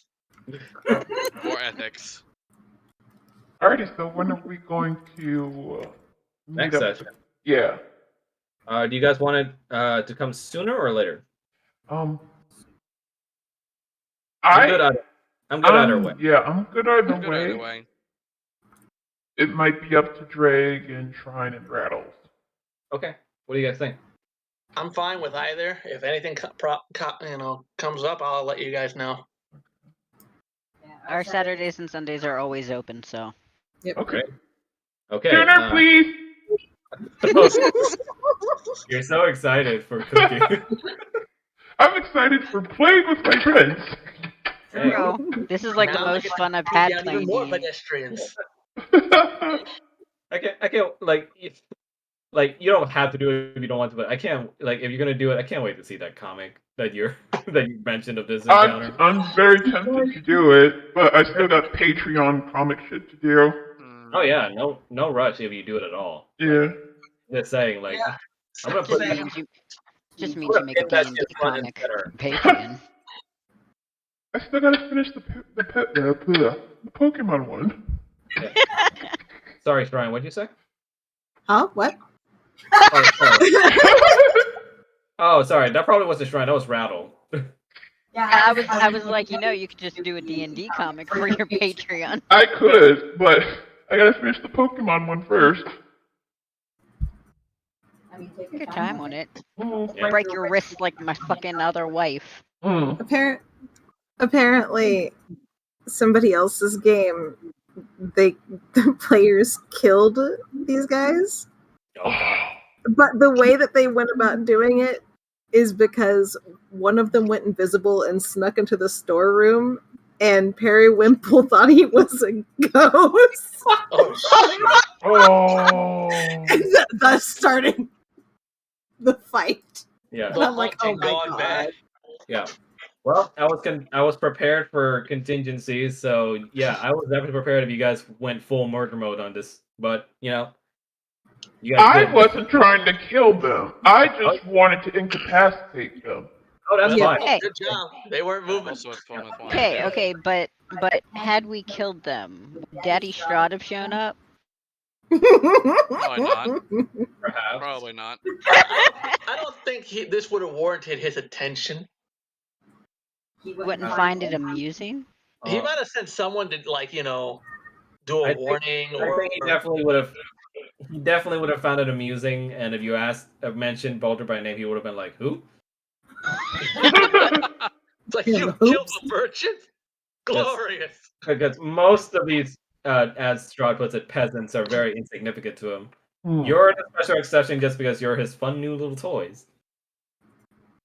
It hasn't even been. Roger's like, oh, really? It's like we're Strahd's action figures, and he's just playing out a little scenario. Basically. What is it? You guys only been here half an hour. You've already killed Tyrion Lannister and Hodor over breakfast. Deliciously evil. And you, a priest and a paladin, and you were on board with this? Oh, he has a lot of opinions about Falmouth in general. And I don't know what the hell you two are, but you're gonna be But if you're gonna keep bringing me this kind of fun, you're more than welcome to stay. Yeah, the word I'd use is he finds you all very interesting.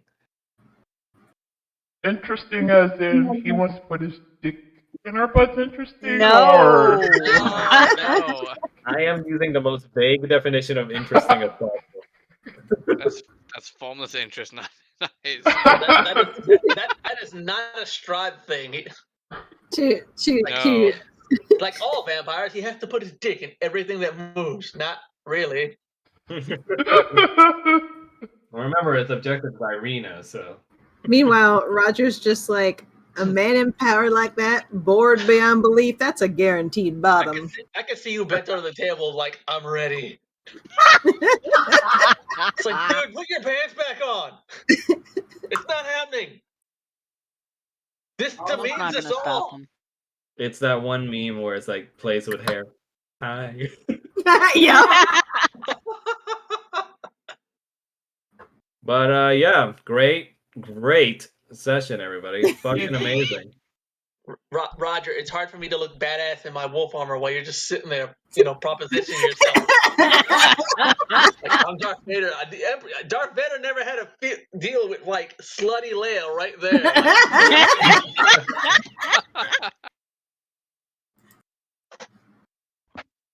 Roger's just like, look, you work your way, I work mine. You do you and I'll do me. The problem is you're trying to get everyone to do you. Just Bard things. Just Bard things, yep. Think of the interesting story it'll be. Please don't include me in this at all. I was never here.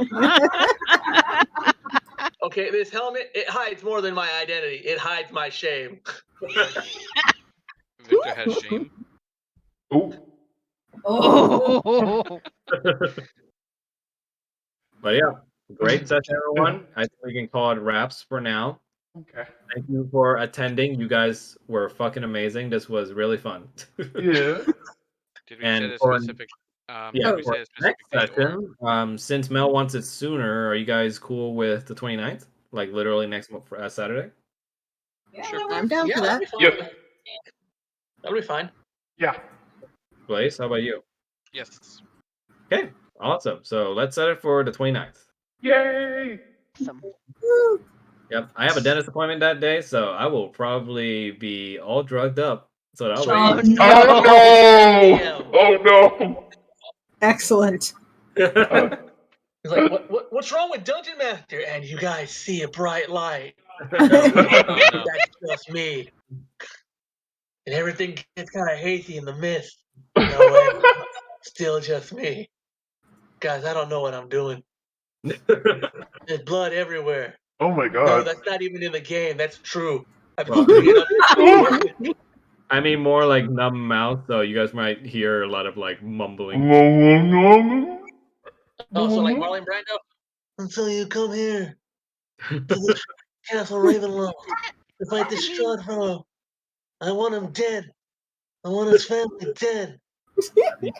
You guys I want the basically Coulson guy you guys dead. basically performed a protection money hit on this merchant. We did. All That I- means if you're gonna be drugged up, you're gonna be trying to explain this cooking mechanic. Doug. Oh yeah, it's gonna be great. You know, I am you not deny me guilty. you deny me my basic amenities. I am not feeling guilty for what we did. From my perspective, we defended ourselves from someone that was trying to swindle us. Oh, yeah, well, Also, to be fair, you were mostly a bystander up until that last part. yeah, More you or tried. less. Yeah, you mean you did bandage him up. You know, at least we didn't do what's in this meme. At least we didn't do this. Frame the shopkeeper for attempted murder.